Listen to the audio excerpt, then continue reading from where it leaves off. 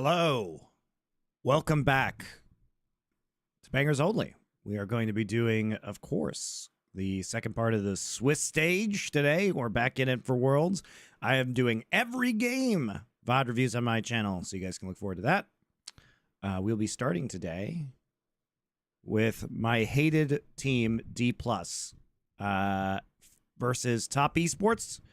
And then we'll move on to FlyQuest versus Hanwha Life.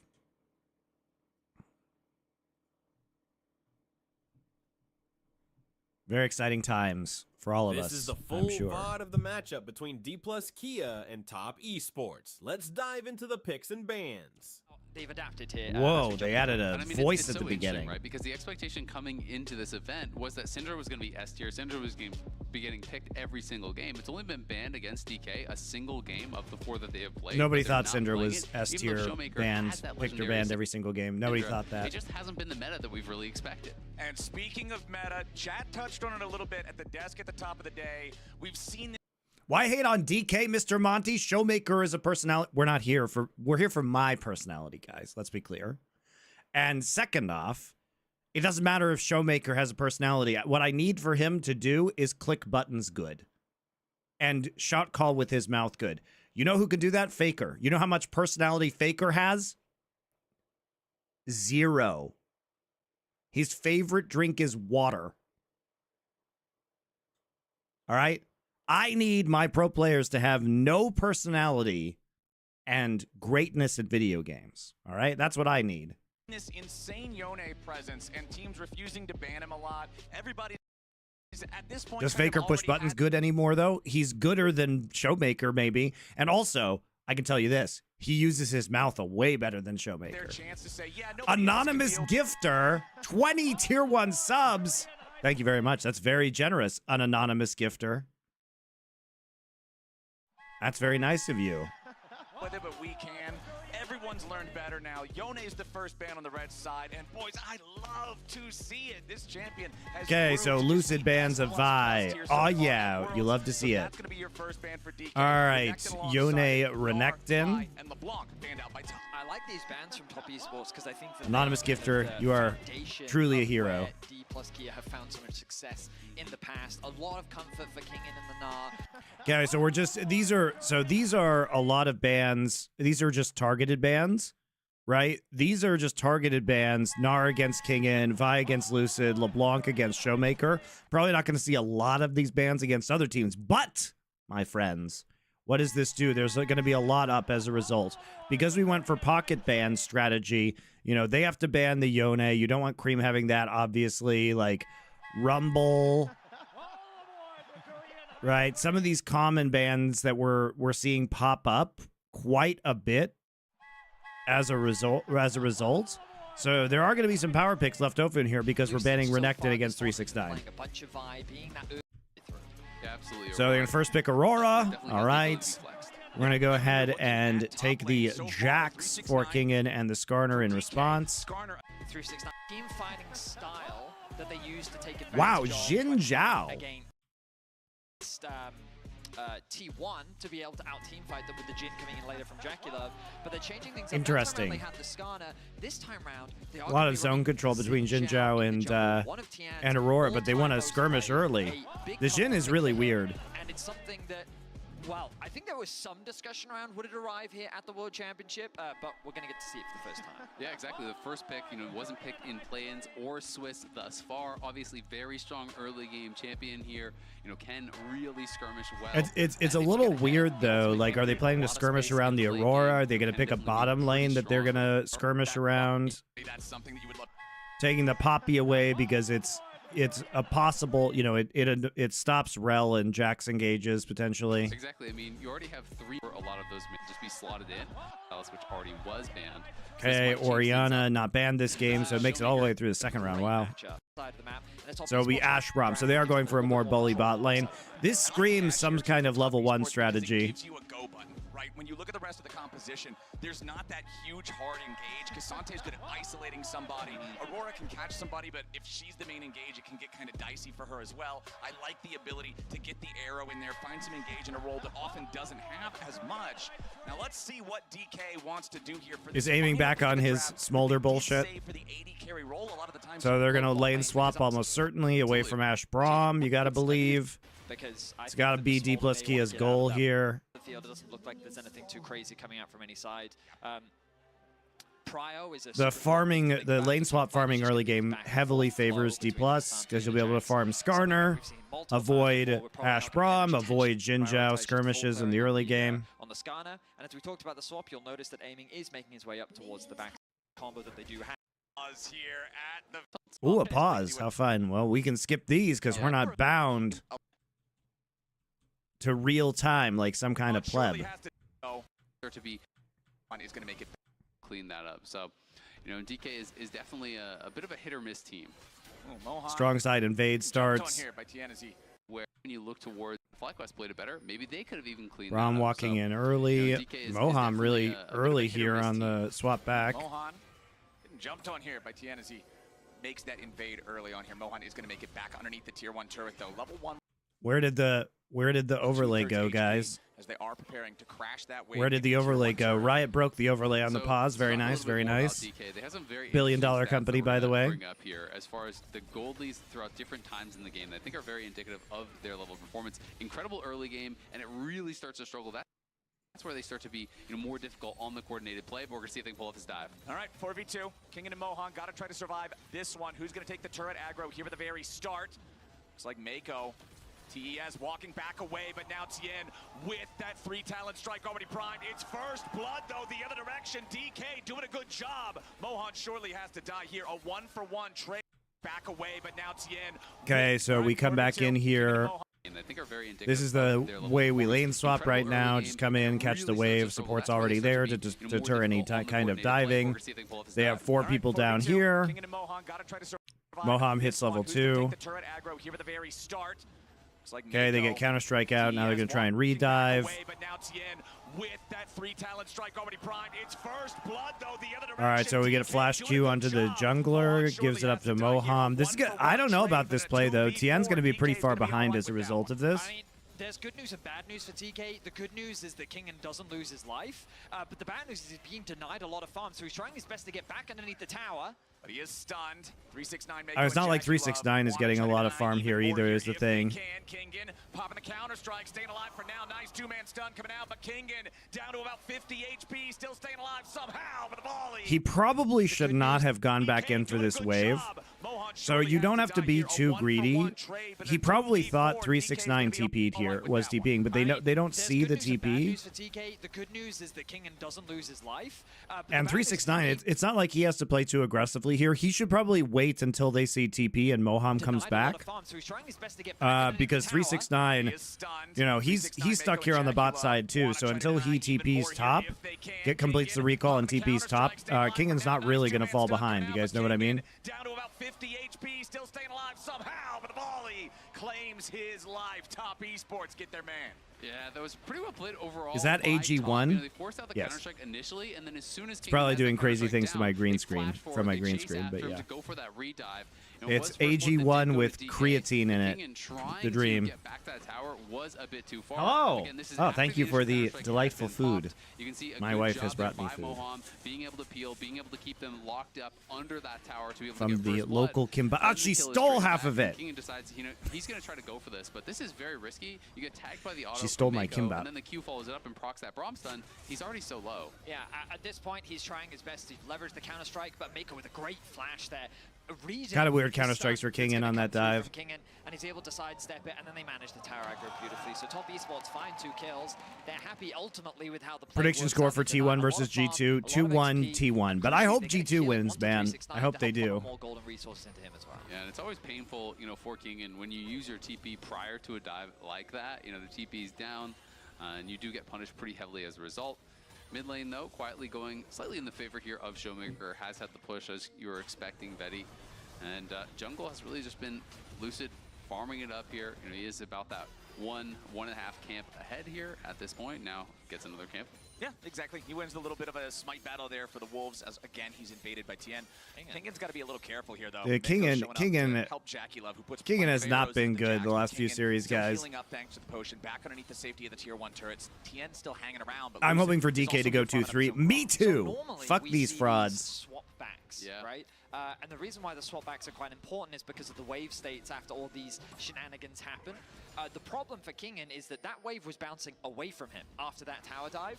And so usually you'd bring the bot lane back so they can at least contest the wave. But Kingan now finds himself trying to contest the wave, gets collapsed. Now look at the state of the wave. Jackie Love can freeze this here and be very happy, and Kingan is now just losing a lot of resources. Well, and that's why they're going to swap back now. So aiming his base, he's going to head back down towards bot because they realize that Kingan is basically in a no-win. Pretty good point in the game, so he's now happy to be matching up against this Ashe, and him and Moham will be heading out towards bot. They're being covered by Lucid, and they should be able to fix this wave no problem, but we can see Jackie Love already is starting a bit of a slow push here for himself. Yep, him and Mako just going to have to try to deal with this 2v3 situation now.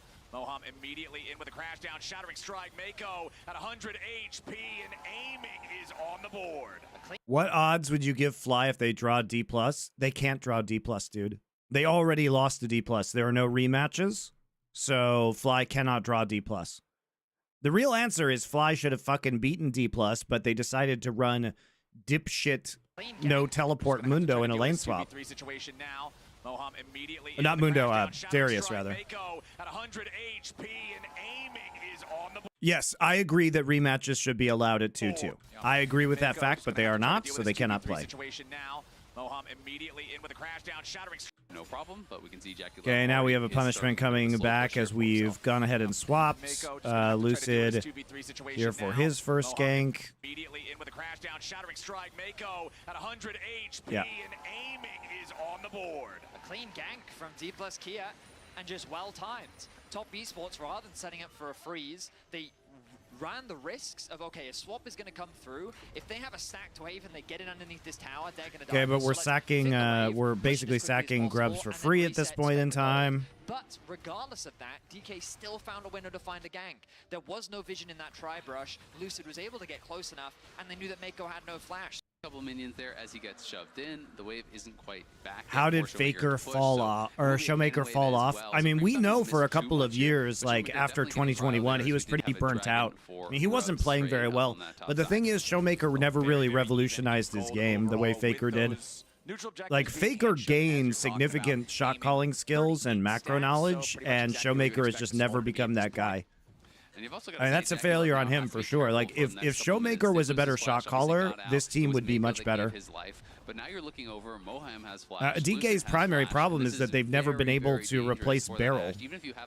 And Barrel is a bum, but he used his mouth good. So scary for a champion with no inbuilt defenses, no inbuilt utility for escaping. Is there any mathematic possibility that all 2-2 teams have played each other already? No, not really. Guys, we never reaches you in the first place. Bit of a problem though with all of that engage, all of that gap. And if there was, the rule would be then rematches are allowed. It's pretty straightforward. 4 minutes until the next Drake, so not entirely synced up, but still pretty close. Moham flashing out of the way as the arrow from Jackie Love immediately flies out, forcing the summoner spell from the DK support. One more auto attack will also proc those concussive blows. Okay, force cleanse out. They recognize their strength. They know you're still a smolder. How are you going to fight back against an Ashe Braum? And they just walk up, leverage the level 6 that Jackie Love has. They force. There's good pressure though from the Ashe Braum side. They've done well. I mean, Kingan has not been great, honestly. Jackie Love still actually not playing afraid, and with good vision control, they're getting advantages in the 2v2. Yeah, exactly. I mean, they've already taken 3 plates. They're very close to taking that 4th. They just denied an entire wave to aiming off the back of that trade that they did push him back from. So it was a trade, of course, of that cleanse for heal. Mako used his heal to be able to catch up to aiming and get that damage down. Tien in the area now will be spotted if he walks out of that pixel brush, and you can see Lucid is down on this side of the map. So we'll have a chance to respond here as Mako is going to get spotted, and now Tien seen there as well. Exactly. Tien wanted to make sure that he was ready in case Lucid came down here to punish this constantly pushing wave of top esports. Lucid now hanging around the mid wave instead, as Tien will find another control ward and clear that one out. It feels good for top esports to be able to get this early of value out of those first 3 grubs too, since you often do have to trade those neutral objectives early on. Having both top lane and bottom lane colliding the waves into the turrets like they are, you're getting plenty of early value there. You certainly are. And right Right now, it's kind of a slow affair, largely because of... Yeah, I mean, this is really just scaling. Waiting for those first item spikes to come through. Ash out. So the problem though is that, you know, we're scaling pretty hard here in this game, right? We're building tier on Orianna. Our Jax ain't doing too hot up in the top side, so we can't really put side lane pressure. We're trying to scale this Smolder into some kind of relevance. So them having 6 grubs plus a Xin Zhao, the Xin can invade jungle, and then you can play pretty aggressively, I think, around Ash Braum. Good timing for them as they can allow that bot wave to be and try it. Like, I don't know. It doesn't seem like the wave clear is going to be that good in the early game from D+. It makes it so much harder now for DK to actually contest here if they want to, because Showmaker is now missing that flash. So if you show up to this objective fight, could be problematic. Aiming is able to get the push, though, and at least does get one plate.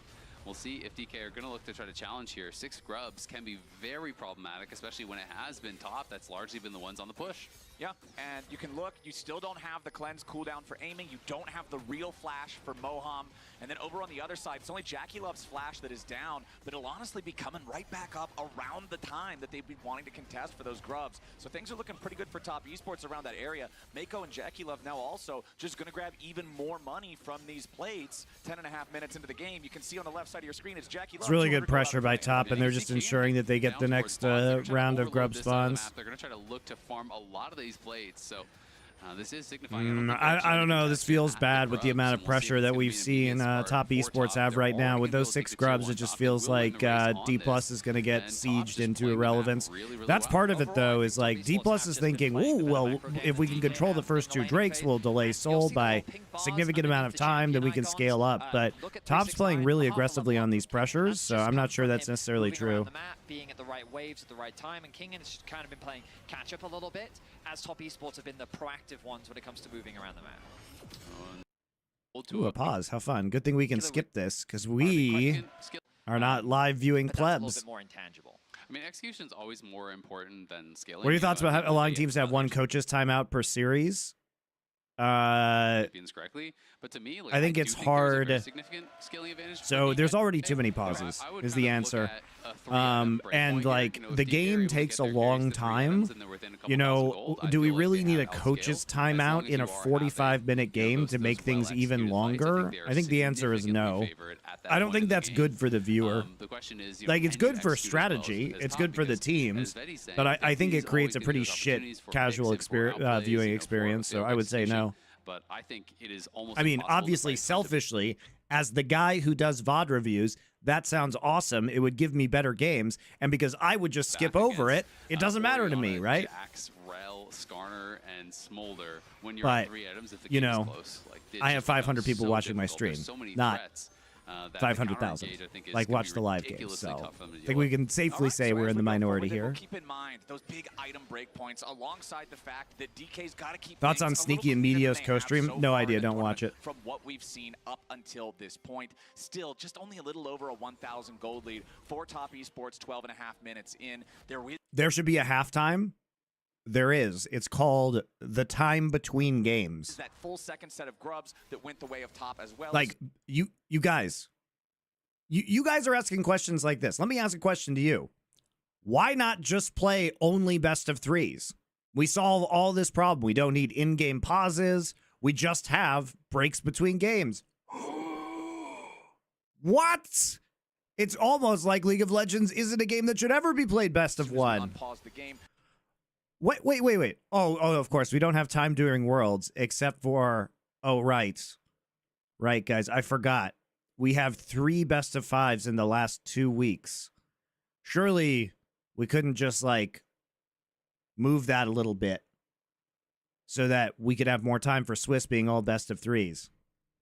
The second Drake is live. The first one, remember, was claimed by DK, but now it's top esports jumping in after the second. So the big advantage that top esports have right now is just the strength of their bottom lane. The fact that they can get prio pretty much wherever they move on the map is allowing top esports a lot of control around these towers and these neutral objectives. The fact that they secured the 6 grubs, the only reason why they're down a Drake right now is because they traded the grubs in favor of the dragon, and now again they've leveraged their bot lane to secure that objective, and they're going to bring that bot lane back into the 2 versus 2 to keep putting pressure onto this bot lane tower. You can see this gold lead ever so slightly getting larger and larger, and it's a lot off the back of what is happening thanks to the bot lane from Top Esports. And when you're thinking about the graphic that we showed earlier, it is concerning, as a nice sidestep there from aiming. They're going to look to dive anyway. Ooh, Glacial Fissure. Nox aiming up in the air, but he and Moham honestly still feeling pretty safe underneath the tier 1 turret here. Even though TN is around, that would be the proposition of diving a rel with ultimate underneath the turret. Very scary stuff, so Top Esports call it off.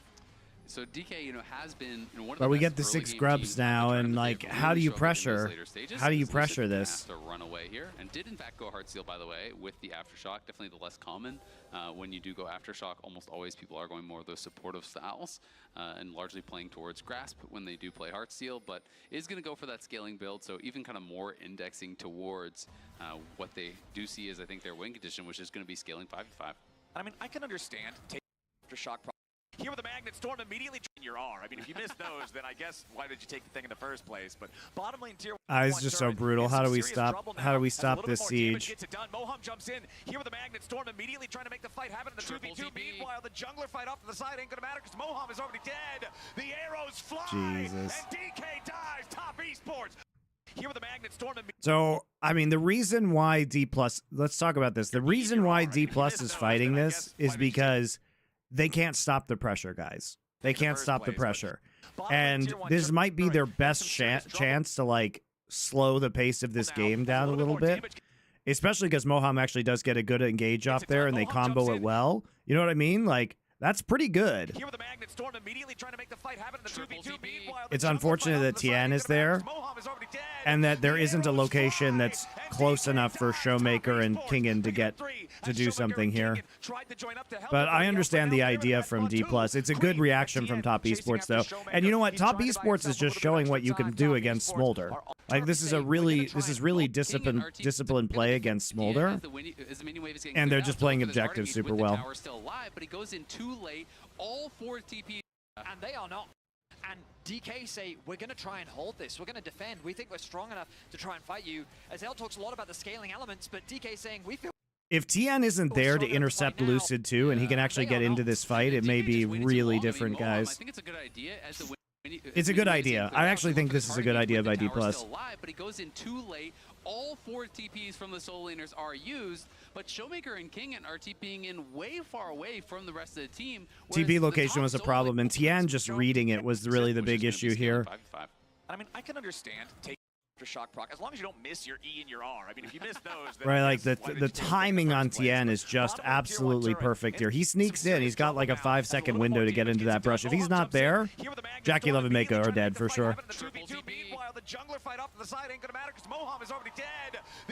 It was really Tien being in exactly the right position, I think. Picking up 3 as Showmaker and Kingen tried to join up to help everybody else, but now they're in a bad spot too. Cream and Tien chasing after Showmaker. He's trying to buy himself a little bit of extra time. Top Esports are on turret.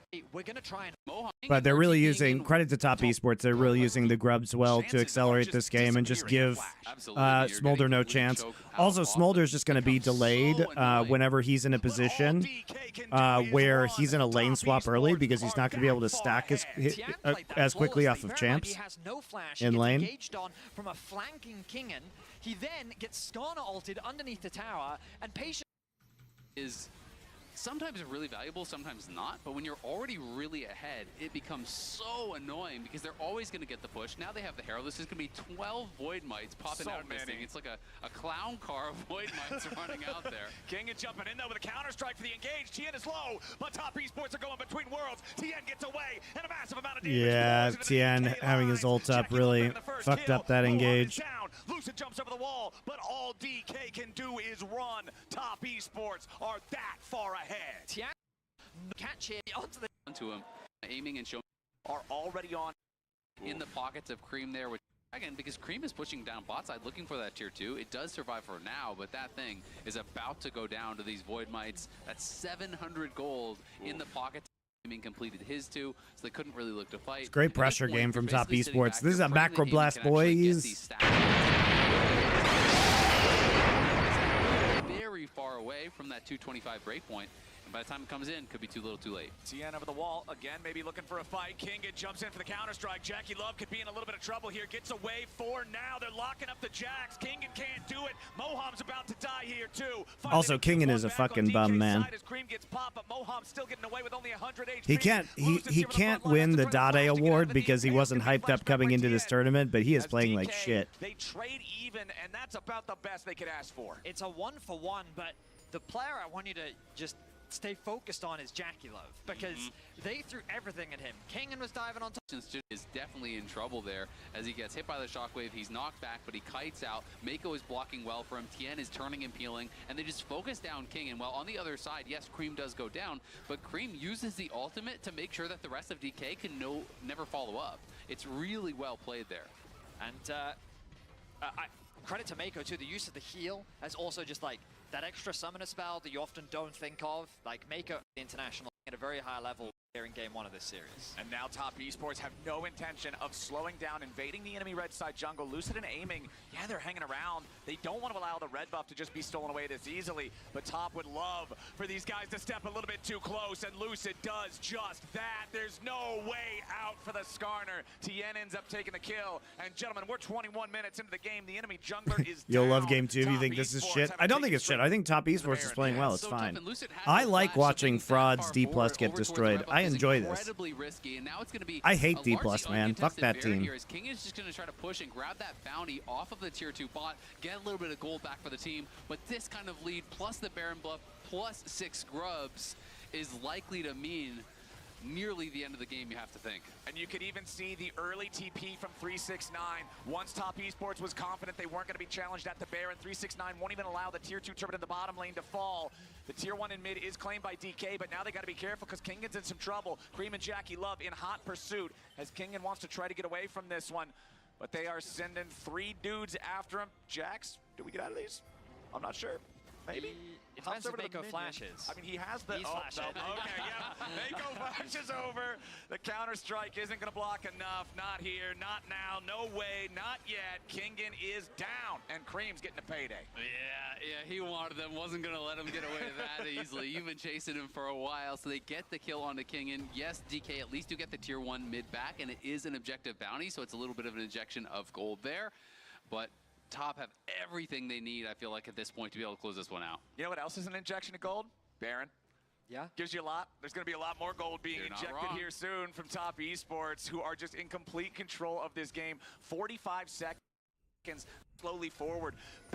Not only the lane swap incredibly well, but how to use an early advantage to snowball a game. We talked about it briefly where like 369 with advantages, but those advantages make a snowball. But unfortunately, used everything you're talking about, Eddie, to create these kind of incremental advantages, but then they slammed it home with execution and dives and with execution in these 5v. That is big. Was definitely completed alongside. We're skipping ahead. It's just a total stomp, guys. Is there really anything to say here? Like, great use of grubs and pressure by Top Esports. is playing D+ messed up the execution on their one chance to get back into this game. His offense onto the base slow down, because the reality is that it's very difficult to siege against an Orianna. And you're going to force DK into a situation where you either come and fight or you can... That is just about it, as they're going to look for a pick inside lane. Yeah, it's a pick onto a Cassante, though. 369, he goes for the all-out. It doesn't get through the turret. It's all right, he's got his stacks now. Surely DK wins these and doesn't just lose another Baron. Your wave clear becomes much less effective, and then a long-range arrow to force the flash from Showmaker. And I feel like when he's playing it in the LPL, it's the same story. It is ridiculous how good he is at timing out these cross-map arrows. He's so... Check for Baron and as good as you are. And they'll back off a little bit, you know, and they're just like, have we started or have we not? And then DK feel that pressure, and it comes back to what we said at the start of the game, those pedals where you're just putting that bits of pressure on to force DK's hand. DK were actually, pinging heavily over onto the Dragon. They're trying to get the inside track, but they've given up full prio in mid lane, and Kingen is not with them. There is a ward behind the pit, though, where he could look to TP. This is probably the game being decided right here. All right, it's soul fight time. TP coming in from Kingen. Top Esports backing away, but continuing slow DPS onto the Dragon. Kingen on the left flank. Everybody else on DK here on the right. Tien gonna be grabbed there by the Skarner. The objective bounty claimed by Lucid. DK getting it done, but now Cream's going between worlds off to the side while 369 and Kingen duel off on the left. It's gonna be the first kill on Moham. Top Esports are about to lose their mid laner. He's down. Now they gotta turn right right back over onto Kingen. The Jax goes into the Zonias. He's staying alive for now with another beautifully timed counter strike. He flashes back over the wall. DK's got to try to regroup, but the Ash has the damage. Jackie Love This gets is the slow roll of the Ash. Smite is complete. Not. And you can kind of watch Cream here at the top of the screen. You know, he's going to look for this angle in onto the back line here. While on the other side, it's Kingen looking for the same thing. But Kingen is marked by 369. And watch this ulti only connecting onto Lucid. But Lucid immediately eases him into the wall, stuns him up. And Aiming is able to get a Q here, even with the heal and the flash coming out. That burn was still there to be able to finish him off. 369 occupies Kingen for so long here. And then it's just when they're chasing him down, they can't because of the kiting from Braum and Ash. Towards an Ash, especially with the Braum there. Braum lands a single Q. Yeah. The passive then gets applied, and Ash is like, that's the objective that they need. They didn't get the soul, so D plus Kia at least have a small positive. But now the siege will come through in that wave clear. That the silver lining. Objective. All right, well, this one was a quickie, guys. Once we got rid of those pauses and the delays of game, it was pretty straightforward, wasn't it? This is the full VOD of the matchup between D plus Kia and Top Esports. Let's dive into the picks and bans. They have two teams. I like the little voice they added at the beginning Kingen now. We've already seen Kingen play it, right? But Oh, I'm gonna go put my food in a bowl. I'll be right back.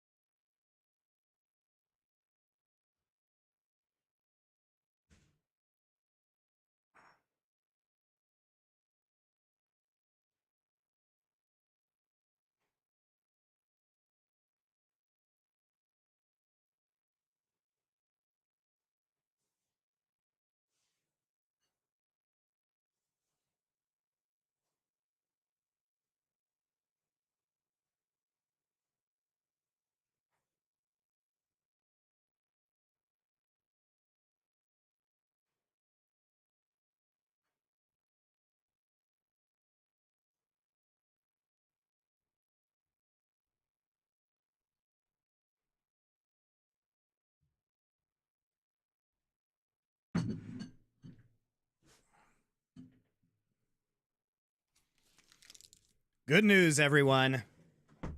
My food is now in a bowl, so I can eat it. My chicken and rice that my delightful wife brought me.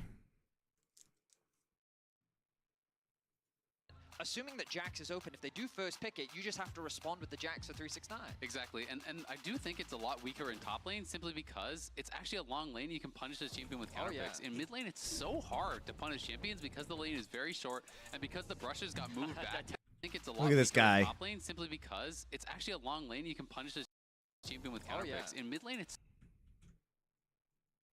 Bum. Quit smiling. Quit smiling in that picture. so hard to punish champions because the lane is very short and because the brushes got moved back this year to the sides. So it's so hard to actually gank mid lane. Top lane is way more abusable. They are just going to go for it here though, and we'll see if they do regret it or not. We're first picking it. So Kingen played this last time. Remember, it was the first time he had played it. And we're banning Renekton, Rumble, and Ashe on this side, so we just get the Yone Auroras back up. In the same boat as you, Vetty, where I'm thinking this Top Esports happy to trade for that, I guess. Either Yone top, then Okay, so we're see surely Showmaker okay. We're on playing the Yone. Sejuani This because is we've his got first time conditional actually playing engage and we have championship. He synergy has with played it Jax. before, for What is sure, with this Jax pick? But now top esports have the opportunity to counter. Will they just go Kingen for has the nothing after Nara's It's gonna be gone. interesting, you know, the Let's play Cassandra, Ornn. That is very much. That is going to be a real point of power. by locking Okay, it, Ziggs would left give up, you but to a nobody point. wants I'd it. argue even- Sells mid, clear out bit as yeah. well. Game, right? I'm Mako going to be great. So, Jackie Lowe, I feel like needs some sort of a hyper carry though. I was Because thinking as he- far Surely as Aiming doesn't consistent play damage, Smolder there's again. basically Let's play zero. Jhin.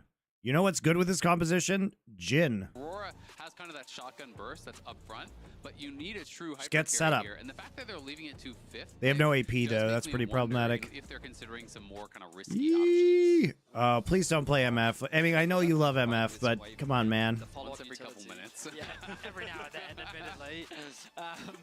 The Leona follow-up with the Sejuani means that you've got good CC on the side of D plus Kia. Ultimately, I like the direction of their draft. They are obviously very... I quite a 50-50 split. All right, so they're taking the They're Callista, in the trying to situation bully where out through bot side. We're going to see a lane swap again. They can run Kingen really suffered in that lane swap more last fun in game. this one than they did in game number 1. Even this series out and take us to a game 3, or if Top Esports is going to just sweep their way into the quarterfinals. I think the answers to Yone have not been it. Okay. My opinion is that crowd control is the best way to deal with Yone I agree. because he is a champion that is not allowed to build Merc treads, basically. So there's like a big opportunity that CC kind of has extra value. Okay. Okay, Vedius.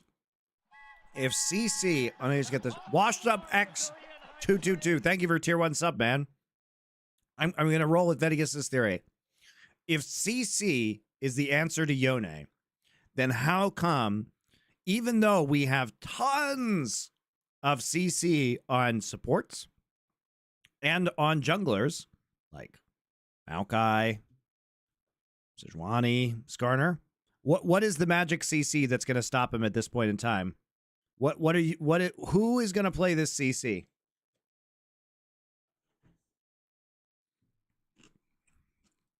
Like, are you saying Lissandra is the answer? I don't understand. You in a sense, because how many champions can be flecked? Oh, hang on. Mako face checking a brush, tries to crash down over the wall, gets frozen mid-air, Freeze but frame. escapes. That's what matters. Record scratch, freeze You frame, may be whatever you want to wondering how call I it. got here. But all that really matters is that I got out. Yeah. Now, I think you have to some explain support players what will sit there and the go, magic "Where's that CC is next that's match?" not being played. Like, if this was like Brand and this was Seraphine, right? And this was the meta. You had Enchanter supports. But yeah, Maybe I'm with you. The point that I was But, setting like- up for was I'm curious if this is enough crowd control to deal with the Yone. Because I agree with your point about how Aurora's ultimate can be an effective tool. You literally... Okay. Aurora ult, Cassante ult, Skarner E and ults. You have Rel's literally entire kit, Callista ult. You have some form of CC on every single champion on Top Esports. What missing ingredient are they needing? No, the answer is Yone's fucking broken. Tell me, Vedius, what the magic I CC think is that will Rel, solve this problem. with a good engage, can make it annoying for Yone for sure. And then also Skarner's target focus can be crucial. So they definitely have resources to make life difficult for the Yone. But the truth is that so far at this World Championship, whether it be on side lane or team fights, this champion has been problematic. Yeah. And he always finds a way to have an impact. I mean, I fully agree with you, and that's kind of the same song I've been singing, is that CC is the answer, but I'm also of the opinion that it's not a good enough answer. And that's kind of the thing, is that it's like, at the highest level, there's so many ways to play around it for... Guys, where is the CC you're talking about supposed to come from? Like, what are you talking about? Should there be a 6th player here that's playing Maokai? Is that where the CC is going to come from? What are you talking about? For the Yone, you know, if you're thinking about... They all playing have to a Rel or CC. Leona, you're like, oh, just stand on your AD carry, and then when he goes in, stun him, but then all of a sudden, Q3 knocks you up. The ulti then knocks... But guys, the Yone's been problematic. He's broken. Just say he's broken. locks you up. Like there's all this. He should be banned every game. Your AD to looking to peel, then you can get caught. In Unless that it's CC as Showmaker, well. because Showmaker can't play him. But whatever. As a CC immunity when you're snapping back if you time that, you know. So there's all these little tools that pro players at the highest level have to be able to answer with CC. And so it can be really difficult to deal with the champion, even when you draft for these intelligent choices. Which I agree, CC is kind of it. Now, we're seeing push be gained by DK in both top and bot lane, which is a little different from what we saw in the previous game, where the pressure was being put onto them, which means that this gives Lucid a little bit more agency and options in the other game. Not that I expect anything too creative in a Sejuani versus Skarner matchup. Immediate jump in. The Zenith blade from Moham is a mistake. He goes too far forward. A massive blunder from the DK support. I mean, it feels like he jump in to them, which means that this gives Lucid a little bit more agency and options in the other game. Not that I expect anything too creative in a Sejuani versus Skarner matchup. Immediate jump in. The Zenith blade from Moham is a mistake. He got pulled into the turret. He goes too far forward. Whoops. A massive blunder from the DK support. I mean, it feels like he just forgot about how Rel works, because Rel's going to flip you in. Like, yes, he maybe wasn't initially in the tower range, but he's just going to get flipped into the Moham's tower, a bum. up, and Moham gives over a freebie. By the way, Rel is Moham's best champion, so I don't understand how he couldn't know that was going to happen. Use that counter-strike to lock up Cream, who dies to the proc on the E snapback. Beautifully done. Nice run by Comboing Kingen. with Showmaker and Kingen to get DK on the board. Kingen with good pressure in the top lane finds a window to roam down to mid, and Cream, being a massive lane bully in this matchup, leaves himself susceptible to D plus Kia finding at the very least a trade kill. Ends up being a 1-for-1 on the map. And I just think it's so smart from Kingen, because he gets the push top. Sure, he could have based and just walked back to lane, but if you don't feel that you can really realistically pressure the Cassante anyway, it doesn't really matter, right? If you miss a CS or two there. So the time spent is actually still beneficial. Even if they didn't get the kill and he just forced out a flash from Cream, that gives Showmaker so much more agency, so much more comfortability in this kind of a range versus melee matchup, where it's up to Cream to non-stop pressure and punish this Yone for every single CS. And you can't do that when you're missing your flash. Completely. You're completely right, Azel. And like, I was gonna talk about how like you can see how oppressive it is, specifically because what makes Aurora brutal is her 3-hit passive applies on both abilities and auto attacks, right? So even if she has things on cooldown, she can still look to try and bully you. But now Lucid looking for a gank. Cream trying to get away from that Sejuani, play towards the other side of the lane. Mako and Moham also both making their way up into the mid lane. Scrap, nothing really to come of it here for either side, as TN now also showing up. I mean, Top knows that Cream is really in a difficult situation now, and that is why they have 3 members here covering him, playing around him. They're clearing out vision, they're dropping pink wards. They know how he has to play the matchup to be successful, and they're going to try to enable that as best as they can, as just kind of trading back and forth here. But neither top laner has base, so there's not really a lot of oomph behind these attacks here. There's probably not going to be some for a while. I mean, the trading in general between these two, it's going to be a pretty even lane state, I feel like, unless somebody else gets involved or Jax commits the cardinal sin of getting too close to Cassante post level 6 near a turn. Forgetting how Cassante works. Yeah, one of those tough ones here in League of Legends. But honestly, a very, very even early game. 5 minutes in here, very close goal between the two squads. Now, we didn't see it, but the cleanse was burned from aiming in a little 2v2. Whoa. And look at that, Nice. the mind games from Mako. Mako fakes the Q flash. And aiming says, I have to respect this, I'm going to flash away, meaning both summoners now gone for aiming. Exactly, without that Thoughts on the new Zelda games, Breath of the Wild and Tears of the Kingdom? All right, so here's the thing. I'm going to hurt really people's feelings. Play there from Mako, steps forward, They're not as good as people say they are. Especially Breath of the Wild. Like, I don't want an open world Zelda game. Okay? I don't want an open world Zelda game. What I want from Zelda is long puzzle dungeons. There were barely any in Breath of the Wild. And the weapon durability system is ass. It's ass. No, it sounds like a you problem. No, it's not. It's not a Zelda game. Tears of the Kingdom was better. As, DK did give No, it sounds like you want a game that isn't a Zelda game. Last game, and we'll see if Top does. I want a Zelda game. You want an open world game. We are not the same. Nicely done there, stopping Cream's recall. And look at the wave. The wave is so screwed for Cream right now. But I understand why people like them, and I think they're good games. Because that's actually stopping his but recall. I don't like them. Like, Wind Waker shits all over those two games. It's funny because if you were to just look at the bottom of your screen, the gold would be very similar to what we saw in Game 1, where the only advantage that D plus Kia have in terms of gold was from that mid lane, and DK has done a great job of playing around Showmaker to help him get through this laning phase, but now there's a brawl around the grubs. Top esports would love to at least just smite one of these down, make sure that they can secure it. There it is, 1-1 on the first set of grubs, but DK has a 4-man unit ready to try to play here. Nice engage coming out. Grubs. Top esports would love to at least just smite one of these down, make sure that they... What were the horror movies this month for LFN culture? Session 9, Cure, the Japanese film from 97. Gonjiam, Gongiam, Haunted Asylum, and Kill List. We've already recorded the first 2 episodes. Cure is so good, guys.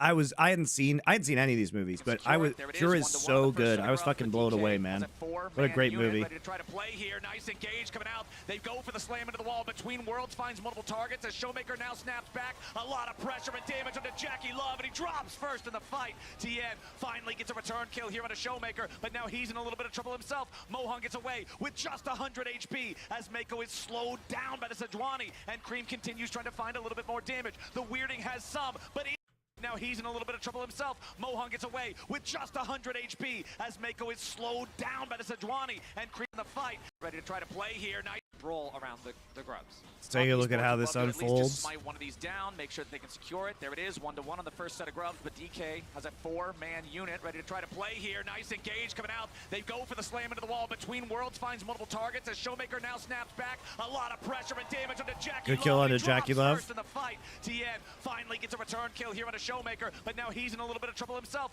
Mohan gets away with just 100 Have to be careful aiming strong here. He might be able to like kill them double up. And Cream continues trying to find a little bit more damage. The Weirding Oh, why'd they go back in? Moham!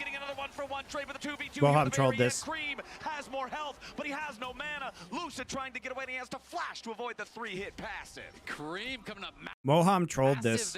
He's playing. Look, this is an MF with a Cull and a longsword. They can't fight this. Does arrive a little bit late, but got so much done as Jackie Love was focused down, didn't even get his summoners off, burst down very, very early, and you're starting to think maybe this could be a DK1 fight. Instead, Cream helps to turn it around. We can watch it one more time. I was thinking that aiming was going to be the one really vulnerable in this fight without the summoners, but it's actually Jackie Love that they land this targeting on here. They flash forward, look for this engage, and Lucid on the other side just finds him. Moham is there with the follow-up. Showmaker comes in as well, and DK are able to burst down the Calista. And now It's a Cull and longsword MF with no level 6. Like, as soon as Showmaker dies, you have no damage. You just have to take this kill. The problem is then Tian needs to run away And walk away, walk away, walk away, walk away, walk away. Overforce from DK because they sit there and think, oh, we can re-engage onto Tian, and they're able to get that kill, but then the re-engage comes back down onto A. Totally not worth it. I think the saving grace here for Lucid is that Cream literally runs out of mana. He is forced to flash away regardless, though. And it ends up being a 3-for-3 on either side. I mean, Cream was just shout out no sums, Cull only MF. Not even a BF sword trying to fight that no level 6. That ramping damage, but at the same time, he goes fully that is the cost of this type of build. Miko clearing out the ward in the pixel brush. As Speaking of foreplay, I haven't watched any movie. Why do you guys? I don't understand this. Why do you watch foreplay if you haven't seen any of the movies we talk about? But Lucid is hanging around here too. Could be a full-on 3-3. You guys are so weird.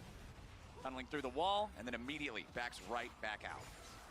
He's just digging his way through the wall, checking out, seeing what's happening on the top side of the map, realizes he does not want to unburrow and instead goes back to the safety of the river. 369 getting a bit of pressure onto the bot side of the map as Cream makes a quick base. I thought that he would have enough gold to actually get his item, but apparently not quite yet. We are, of course, only 9 minutes into the game. Dragon's still up. I mean, 8 kills in 9 minutes is pretty bloody. That fight in the topside river had a lot more bodies on the ground than a lot of those fights usually I watched the first minute. If I'm interested, I watch the movie, then come back to the video. Exactly. By the way, watch Cure. That movie fucking slaps. As well. It is good, guys. Able to get a kill there, so it has been pretty action-packed thus far. DK trying to utilize this triple melee top. Oh, you don't know? You need to post it in the Discord. I didn't see an LFN culture channel. Put it in the media and arts channel. Looking to scrap and really force TES to try to outplay them. And that's what we were talking about back in game one. That's what we were talking about in the champ select for this game. They need to take advantage of how good they are in the early game, how they can build these advantages with their mechanics, with their individual skill, and set themselves up for a better spot. Nice engage there. The lockup on Jackie Love. Moham needs a little bit more damage to secure the kill. Jackie's still kiting. He gets away. Can't believe he lives through this. 100 HP back underneath the safety of the turret. A nice engage from DK, but great peel there from Mako. You know, normally in that situation, you wouldn't want to be using your ult and everything on the support, but Moham would have been able to chase down and kill off Jackie Love there, so it's the only way to keep him alive. But still, good proactive stuff here from DK, just connecting on Jackie Love with the very edge of the bullet time. You're seeing the strength of getting that BF sword in the 2 versus 2, but 369, this is a kill angle. Yeah, he's going in, wants King in here, flash to follow, jumps right back in with... One day you guys will do Mortal Kombat 1995. That'll be on Nerd Legion almost for sure. 369 with a If it's going to be anywhere, it's on Nerd Legion. Finds the outplay.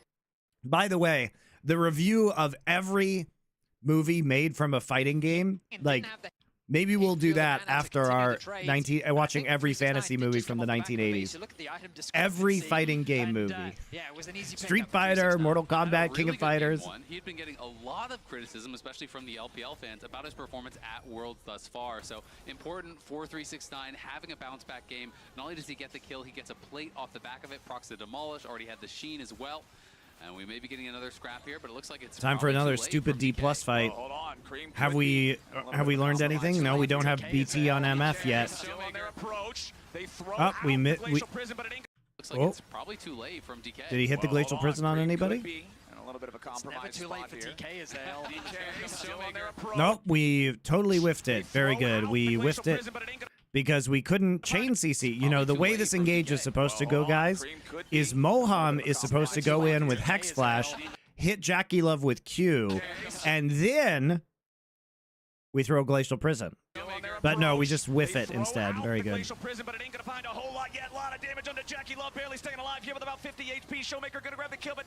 3-man ult.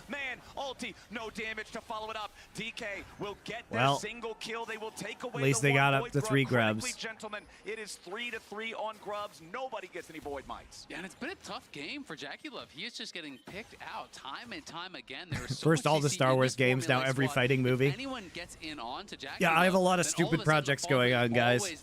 I admit it. I have a lot of stupid projects. And again, Jackie Love goes down without being able to contribute too much to that fight. And it's a big concern for top and their composition going forward if Jackie falls too far behind. For sure, especially when you kind of look at the damage threats. Cream and Jackie Love are really the core. That's it. Yeah, I mean, so them falling behind is going to be a problem as DK, they're in a comfortable spot right now. We talked about the scaling threat they have on the sideline. We got BT, all right. Now we can just put MF mid lane and control the game, right, D+? Right? This Callista is not going to be useful, right? Top Esports actually doesn't have damage. There is no way that this game should be playable for Jackie Love. He should be CC'd every single time. How can he walk up? The only time I've liked Callista during this tournament is when you have Nocturne to ensure that she actually gets autos off. Because how does she walk up to anybody? Right? She gets MF ulted, or Leona CC'd, or Yone ulted, or Sejuani CC'd, or Counter-Strike. Like, this is actually unplayable. Cream has to do every single piece of damage in this game.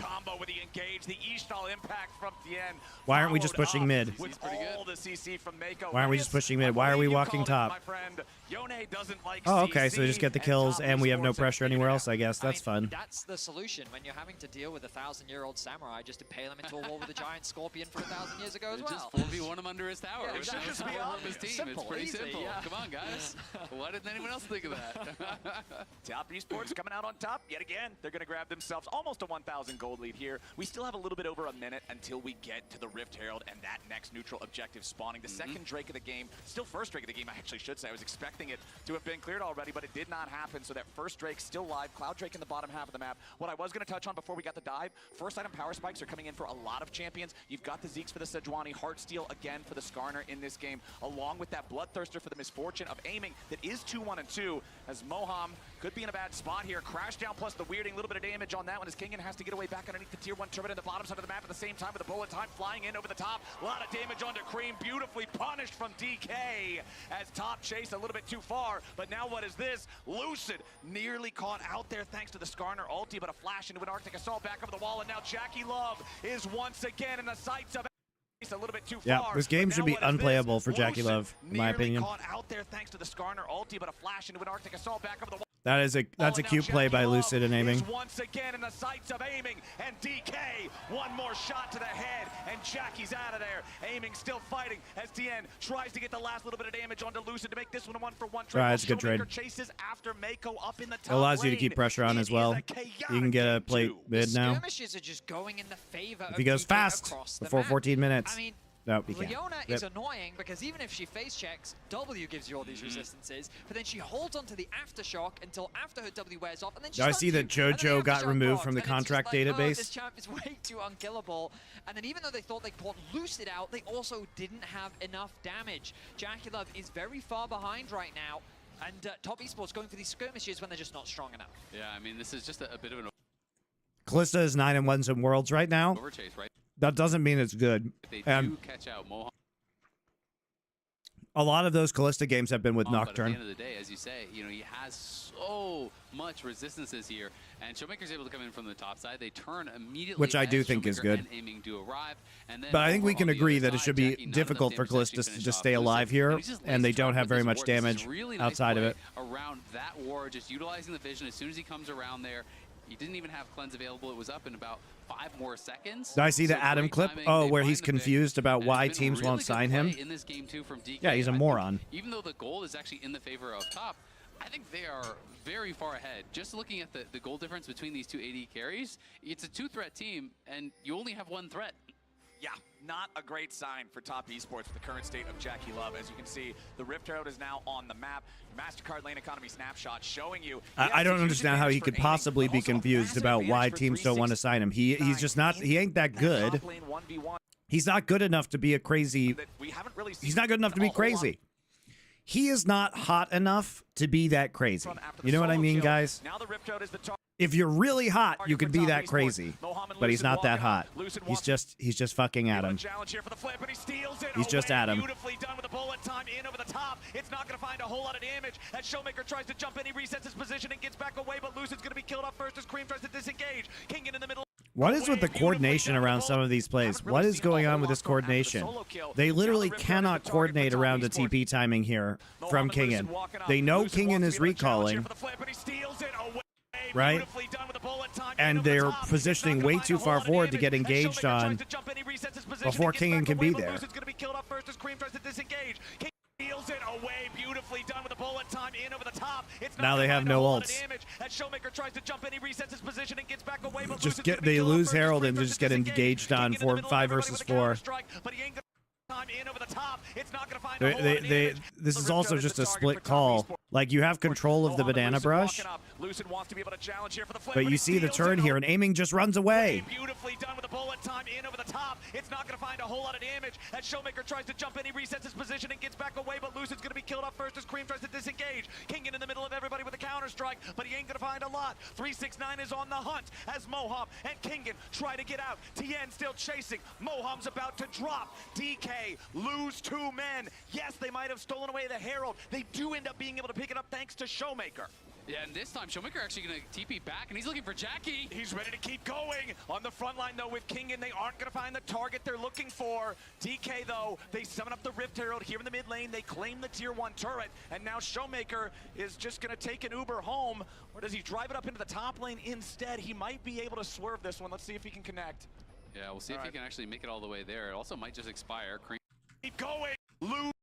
Lane 1v1. Wait, they got the We Herald? haven't really seen a whole lot from after the solo kill. Now the Rift Herald is the target for Top Esports. How did this happen? Moham and Lucid walking up. Lucid I didn't wants to be catch able to that. challenge. Oh, he stole it. Nice job by Lucid, actually. Beautifully done with the bullet time in over the top. It's not going to find a whole lot of damage as Showmaker tries to jump in. He resets his position and gets back away, but Lucid's going to be killed off first as Cream tries to disengage. Kingen in the middle of everybody with a counter strike, but he ain't going to find a lot. 369 is on the hunt. Actually, crazy they got that. I missed that. They summon up the Rift Herald here in the mid lane. They Actually does kind of make it worth it for D+. That changes everything. But you shouldn't be relying on that, you know what I mean? Because if he doesn't steal that, it's just a disaster. Yeah, we'll see if he can actually make it all the way there. It also might just expire. Cream, oh, all right. Unlucky. Hit the curb, unfortunately, and it will walk in and just die, but good TP back from Showmaker. He barely survives and is able to TP back and make something from nothing there. They get the tier 1, and not only that, he forces out the flash from Jackie Love, because this is one of the first fights where they really couldn't reach the top 80 carry. Yeah, I mean, it was surprising to me that Top Esports turned this fight around, and I think crucially, I'm going to keep my eyes on 369 because there's this front line that kind of carry a nice ulti from MF, but it doesn't actually connect as much as I thought it would. The ulti came through onto Cream from Showmaker onto Just the such a backline, late but TP. You kind of look at who's actually in the fight, and it's really only Showmaker and Lucid, so good target selection from Top Esports is now Cream. Oh, Cream, they pop the tier 1 turret in time, and now with a TP coming in to reinforce him, it's Cream at 369 against Kingen and Showmaker. And force TP, that's good. Long enough. Still in the chase here, has the third in Tofo strike, looking for the knockback. Hits Kingen. Not really a whole lot more to get out of this one, though. They had Mako and Tien coming up around the side in case the fight kept going, but Top Esports not going to disengage it after having kept their mid laner alive. Hold on, Moham. Now the target. Tien ready to tunnel through the wall here to back up Mako. Remember, this Leona is very, very, very tanky. Still at about half HP. Impale to drag him right on back. They are throwing everything in the kitchen sink at this dude, and he's still getting away. Cream finally takes the kill. I mean, that was tanky. Still the Top Esports. So why is Moham here? Why is Moham here? Hits Kingen. Why is he here? They literally cannot dive this right now. Lucid is pinging their blue buff, so he's going in for a counter jungle. Why is Moham here? Kept going. The Top Esports not going to disengage it after having kept their mid laner alive. Hold on, Moham. Now the target. Tien ready to tunnel through the wall here to back up Mako. Remember this. Dude, he fucked the play. Very, very, very tanky. Lucid could have been counter jungling, but Moham decided to end. They are throwing everything in the kitchen sink at this dude, and he's still getting away. Cream finally takes the kill. I mean, that was a lot of CC required. It's just like, we will hold you here until all of your resistances wear off. They eventually find the kill. Bear in mind that the dragon dropped eventually in all of that. The first dragon of the game going in favor of DK as... like, that was actually a good play. Sure, Top Esports got the top lane turret, but it was a good play for D+ because they burned teleport, and then they had cross-mapping. They were cross-mapping Drake. They could have just cross-mapped, you know, some counter jungling. Is in a good spot. Aiming is really far ahead, and wall that is just being obnoxious and buying peel and time for Jackie Love, I think is crucial. And no reason to give up that kill right there, guys. Between these champions, right? And Tabby's are just going to be able to straight reduce that. You can see the armor is starting to get stacked up here by Tien. Did have to give some respect, like a Frozen Heart next. Is just more valuable than having the armor reduction from Tabby. Showmaker has already used his Soul Unbound, and 369 is still chasing. As Mako and Tien are ready to intercept Lucid, Showmaker needed to use the Fate Seal to get away from 369. As soon as he saw Showmaker use that E, that massive amount of Yone's power budget, he was ready to full send it. It's reminding me watching Cassante versus Yone, just like, I was you before you were you, okay? Cassante, still doing Cassante things, of course, 369 with the lead that he does have is going to make it difficult for Showmaker without any way to shred through that armor. Yeah, I mean, it's so difficult. And honestly, you know, from the position that 369 is in, if you can just trade ults with him, it's honestly really good in these 5v5s. The hallway Baron that's going to be spawning up, which you can play a lot of interesting vision games around this one because there's those extra walls, which can make it, you know, pretty difficult to have kind of full ward coverage. Yone ulti also completely goes down that whole hallway. So getting rid of the Yone. I said the Yone ulti also completely covers the whole hallway. So you've got to be careful about that hallway. Yeah, and like Betty said, Cassante is also really difficult. You know, Skarner can pull off some good plays. So there are some interesting things that you can do with vision in this game and with these champions. A lot of players actually like to kind of play around, you know, this area where you're kind of playing in there. And if the other team ends up face checking. Top Esports still up about 2,000 gold right now, have a +1 advantage. When is this Jax gonna do something, guys?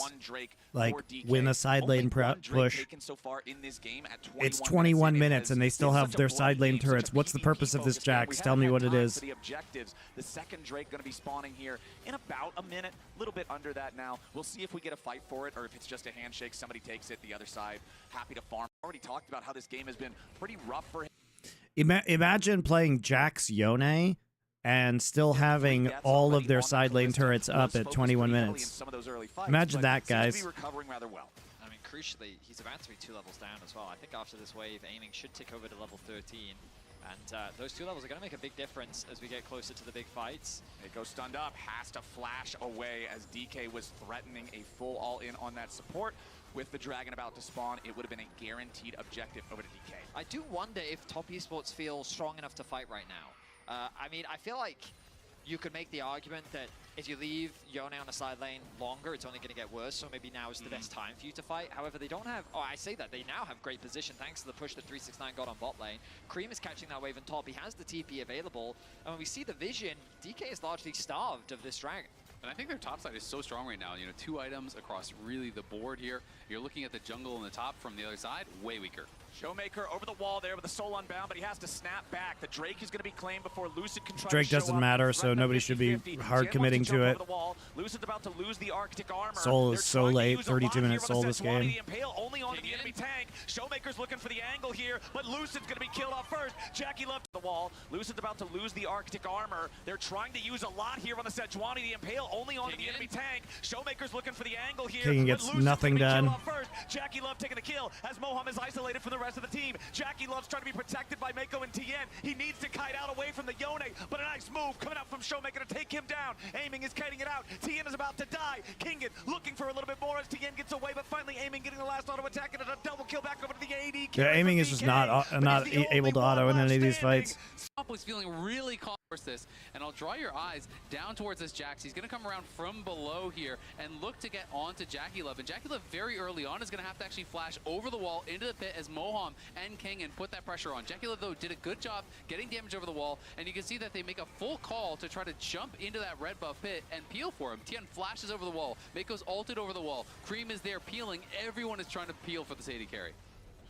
And then Aiming, nice use of the ultimate with the flash there as well. Unfortunately, it kind of cuts him off. Mako's ulted over the wall. Cream is there peeling. Everyone is trying to peel for the damage over the wall, and you can see that they make a full call to try to jump. Just crazy. Jackie gets so many autos off in this fight. Flashes over the wall. Mako's ulted over the wall. Cream is there peeling. Showmaker misses Everyone his is ult. trying to peel for this AD carry.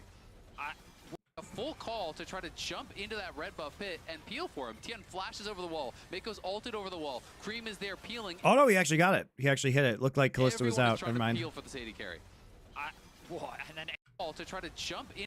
I also just don't know what Aiming's doing. Like, he can ult right here. Flash over the wall into the pit as Moham and King and put that pressure on. Jackie Love, though, did a good job. He actually, I mean, this is such a good position for him to ult from. Here and look to get onto Jackie Love. Because they have the Leona from behind, right? And the Jax. If Aiming ults here, Kingen can Counter-Strike flash in. I don't know what they're doing. Like, Aurora's not here.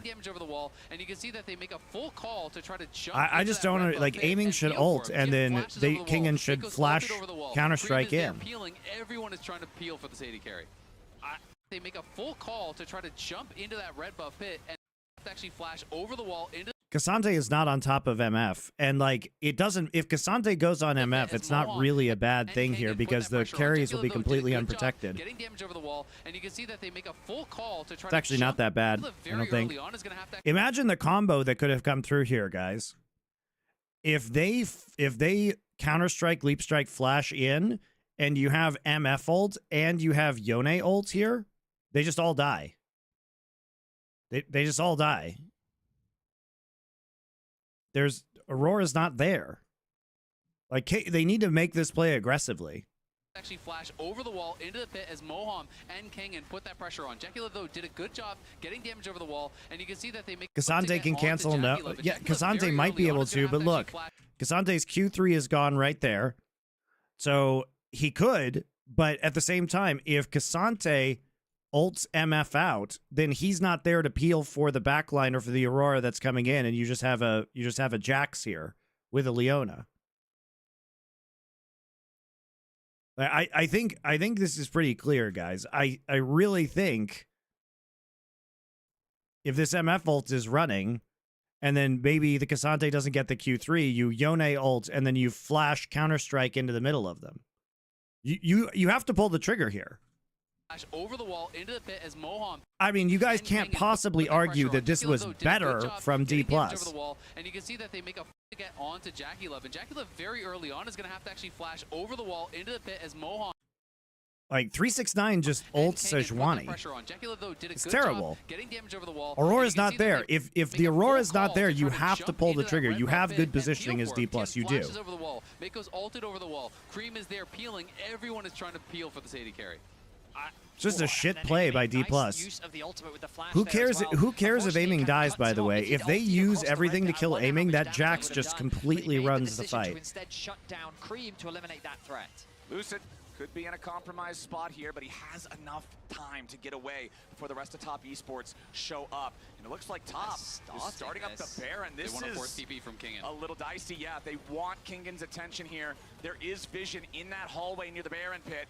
Lucid is around. Top Esports now turning for the fight. Lucid's going to be the focus here at the start, taking a lot of the damage between worlds, ready to drop and try to keep DK in place, but Kingen has already killed Jackie Love. He'll be traded back. Lucid is very low. He's So the thing, guys, if Jackie Love dies, as long as 369 solos MF, Top Esports still in the fight. But you are going to do damage.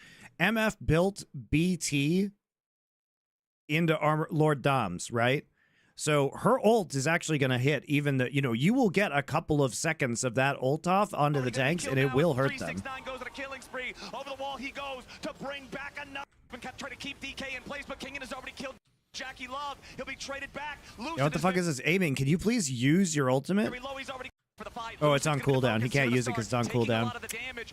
That's really unlucky. Try to keep DK in place, but Kingen has already killed Jackie Love. He'll be traded back. Lucid is very low. He's already going to be killed now as 369 goes on a killing spree. Over the wall he goes to bring back another one on DK's side. A double kill for the Cassante as he tries to get away, but Showmaker is making play. Yeah, I really just hate this composition from Top Esports. I just think their comp is bad. There is vision in that hallway near the Baron pit. Lucid is around. Top Esports now turning for the fight. Lucid's going to be the focus here at the start, taking a lot. They have a hard time killing this front line, and Jackie Love can't do shit this whole game. Jackie Love, he'll be traded back. Lucid is very low. He's already going to be killed now as 369 goes on a killing spree. Over the wall he goes to bring back another one on DK's side. A double kill for the Cassante as he tries to get away, but Showmaker is making plays. There's the Baron. On Top Esports, DK is ready here in his second game. Top Esports skipped too many steps. No, you have to do Baron. You have to. You can do Baron. Just do Baron. With a fantastic TP flank. TPN, do Baron. And look yes. at TP back in. They're going to start this Baron off. Yeah, I mean, they wanted the TP, and damn, did they get it. King came in and just killed Jackie Love off for free to start the fight, and now it's Cream versus 3 to try to stop the Baron. Cream even flashing over the wall there to escape Showmaker's Yone. Top Esports draft hubris is being punished. Showmaker is showing them this Yone and why you do not let it through. They are focusing Jackie Love so well. Kingen on the all right, winnable position. This is the dream. This is the dream, guys, because guess what? Guess who is alive? All the people you want to have Baron buff. You now have a Baron buff. You have stronger split push. Let's fucking go. Looking to beat him down, and DK have earned themselves a Baron. And you talk about CC, and one of the answers to Yone, well, he is a QSS now, and aiming has been positioning incredibly well, but look at this TP. No one is marking Kingen whatsoever. I thought they were going to look to turn on the TP. Instead, they try to engage down, but you're abandoning This could have been Jackie even Love. worse if aiming had ult up. Team fighting from top. Worse for Top Esports. Top Esports, they really funnel onto the front line. Boham and Lucid are the ones tanking up so much of the initial burst. Watch aiming. But the moment that you lose, Jackie Love, like so much of your damage disappears, and it becomes easy cleanup as aiming. Did he even take a drop of damage in that whole fight? No, aiming wasn't hit a single time, and no one was marking the TP. I mean, they wanted to force the TP. I thought they were going to either force the TP and turn on the TP and try to burst down the Jax, or force the TP and just try to get out, but they kind of did neither, and Jackie Love got left out to dry, and Top make a massive mistake there with their team fighting, and that does give DK a really strong in to potentially win this game. Look at the carries, look at mid, look at bot. It's a two-threat team, and they're down a combined 3.4, 3.5K gold just in those two roles. Yeah, it is not a good game here for Jackie Love. 5 deaths now on the Callista. Good focus from the DK carries, diving him over and over the team. You can see your goal difference over time was feeling pretty good for Top for quite a while there, about 10 straight minutes where it was in their control. But now it's DK in the driver's seat. They've got these two great split pushing champions, and they've got 90 seconds to bulldoze some structures inside lanes. I mean, there's just a lot of standing goals for DK to just grab, and that's exactly what they're going to do. Lucid continues to... And they over time was feeling pretty good for Top. Good game. Shout out to the fact that they literally at 26 minutes still with Jax Yone haven't gotten to tier 1, and it takes them getting Baron to get a side lane tier 1 turret. That is wild. At least they get them. It's just a lot of standing goals for The Impale. That but that's exactly what they're going to do. Lucid continues to, like, it looks like he's getting caught, but he can tank so much of the damage up, and it forces top esports to overextend again. TN missing the Impale. That one's going to hurt as Showmaker has to reset his position with the Soul Unbound. He popped the QSS No, to get away. no! Moham's gonna keep the fight going. Bullet time gets TN very low, but he ain't dead yet. This is what I'm talking about. That one's gonna hurt as Showmaker The has to MF ult reset his actually does a position lot of damage with to the Soul tanks. Unbound. He popped the QSS to get away. Moham's gonna keep the fight going. Bullet time gets TN very low. That but he ain't armor dead pen yet. Still doing work. burning to the Ignite. Barely survives with about 50 HP left. Nobody dead on either side here. Summoner spells, but Jax returns to top lane, starts pushing in this wave, and now their attention turns back towards the dragon. Yeah, absolutely. And honestly, this time around, DK has kind of reached some of those scaling breakpoints that they needed to. Top, though, going to be moving in is, I feel like DK just thought top weren't going to even try to contest, and they're not in position to actually fight for this, even with the I lead. mean, you don't have, you can give this up. They don't have critical ults right now. Claim themselves their second. You don't have Sejuani or MF ult. Okay, You can just so give it we up. It gotta doesn't matter. get close now to the 30-minute Soul is going to be mark. so Unlikely delayed that this DK can game. do much more off the back of this Baron, so get as much golden experience as possible. It's about all of these level advantages, which, I mean, he's the same level as 369. And so Jax is at a point, kind of what you're hoping for. And I mean, it's one of these things where the big advantages for top really were in top lane and jungle, right? But these kind of What like is bruiser Showmaker tanks, building? your damage falls off QSS versus heavily as you Skarner get and later a on Giants into the belt game. for Just fun. Your base damages is really what carries you because you're not building damage items. So in those early skirmishes, you really can be a massive threat, but you can't depend on 369 and TN to be able to carry the damage in a fight later on. And Showmaker has the QSS. He has a Giants belt on top. He's got some HP with the This game is insanely winnable for D+. Yeah, Cream. Talking about easy to burst down, though, Aurora does not want to get any closer to this Jax. Lucid coming into back King and up, throws out Cage away sleeve. from prison, but Cream just a hop, skip, and a jump away from death. He'll survive for now. Top are looking to collapse potentially here. We'll see if they can chase anyone down. Doesn't look like it, but 2 ultis invested. Fortunately, a minute and 15 until the next Baron, so that shouldn't cost DK too much. But funnily enough, I was just thinking to myself, okay, obviously it looks doom and gloom for top esports, so what ways do they come back? And I was gonna say, I think they should be trying to look for picks on side. Do you have and now there's aiming? Yeah, they want this misfortune if they can get him. Aiming slowed down, but the Impale has already missed. 369 wanted the pincer attack, but it's Kingen coming around from the side now as Jackie Oh my Love is God. immediately locked up, but he's trying to kite it out to. They want this They tried so misfortune hard if to they get can Jackie him. Love Aiming again. slowed down, but the Impale has already missed. 369 wanted the pincer attack.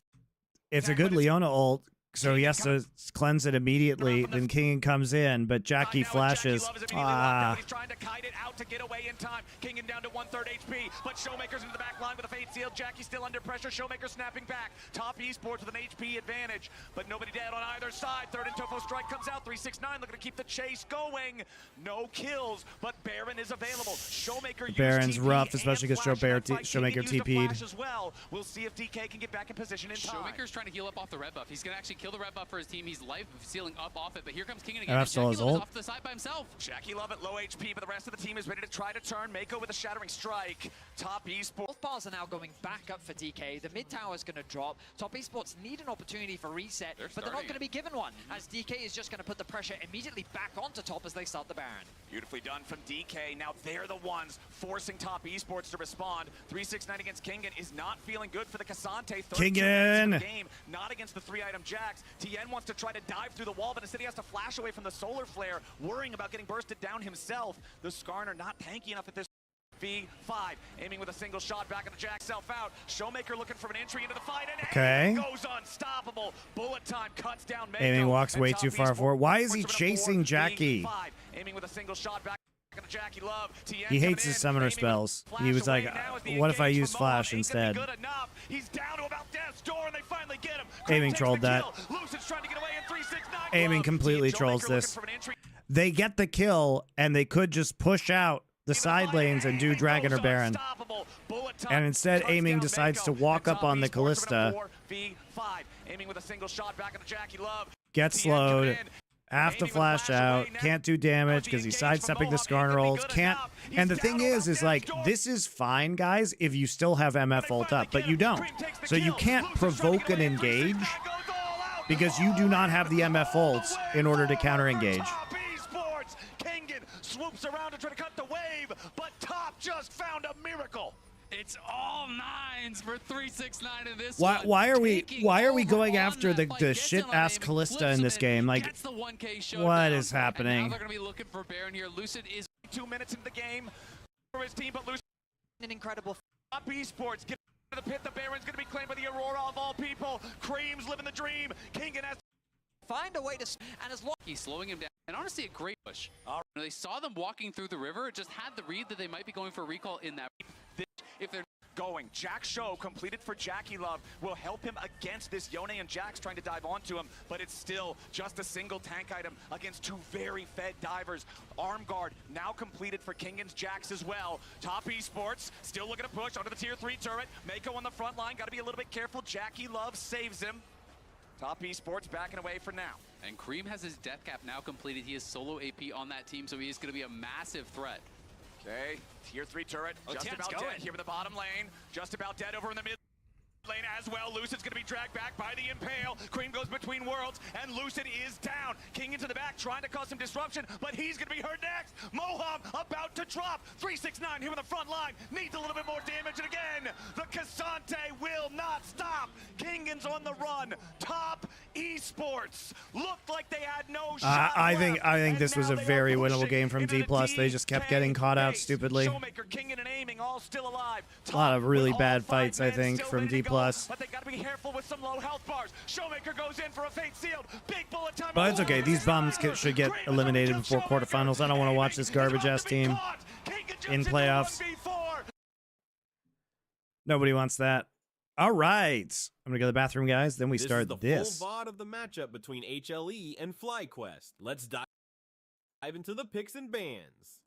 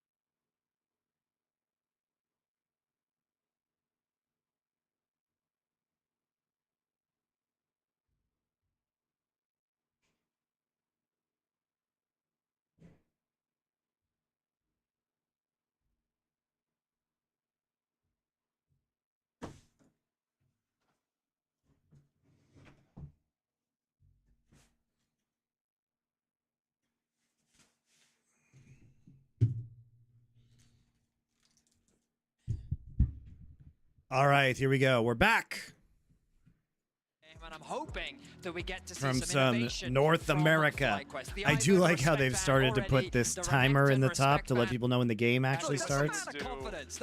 That's Whippo's face, stern look. Hanwha Life Esports. I have some thoughts. All right, so we gave up the Yone. Very good. This to be exactly Look, that's what a they man would of do. confidence. To Zeka.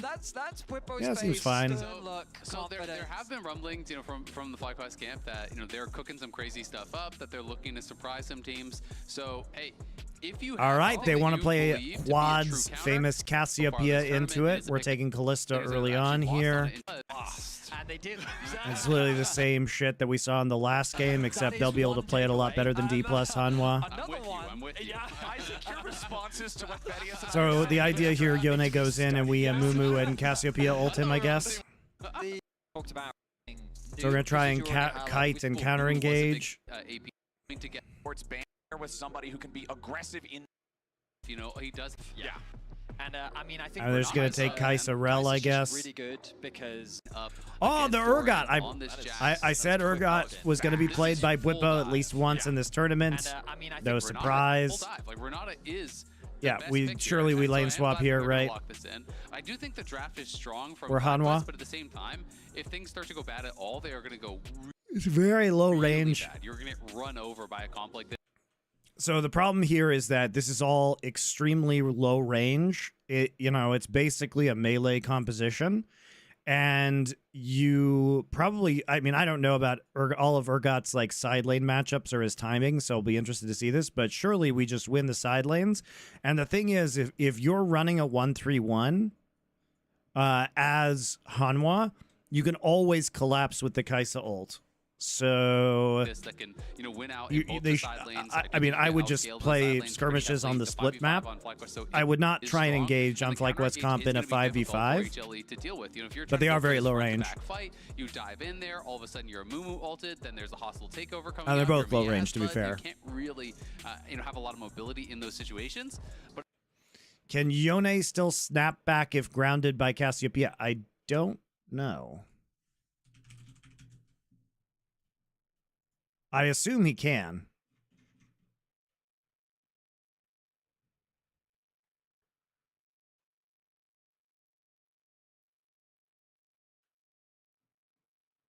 No, he cannot. Okay. Well, but doesn't he have to? But what happens if his soul unbound ends?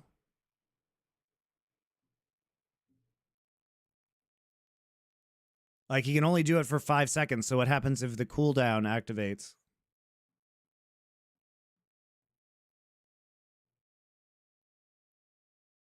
Oh, it'll snap him back when it ends. Okay, interesting. All right, I didn't know that.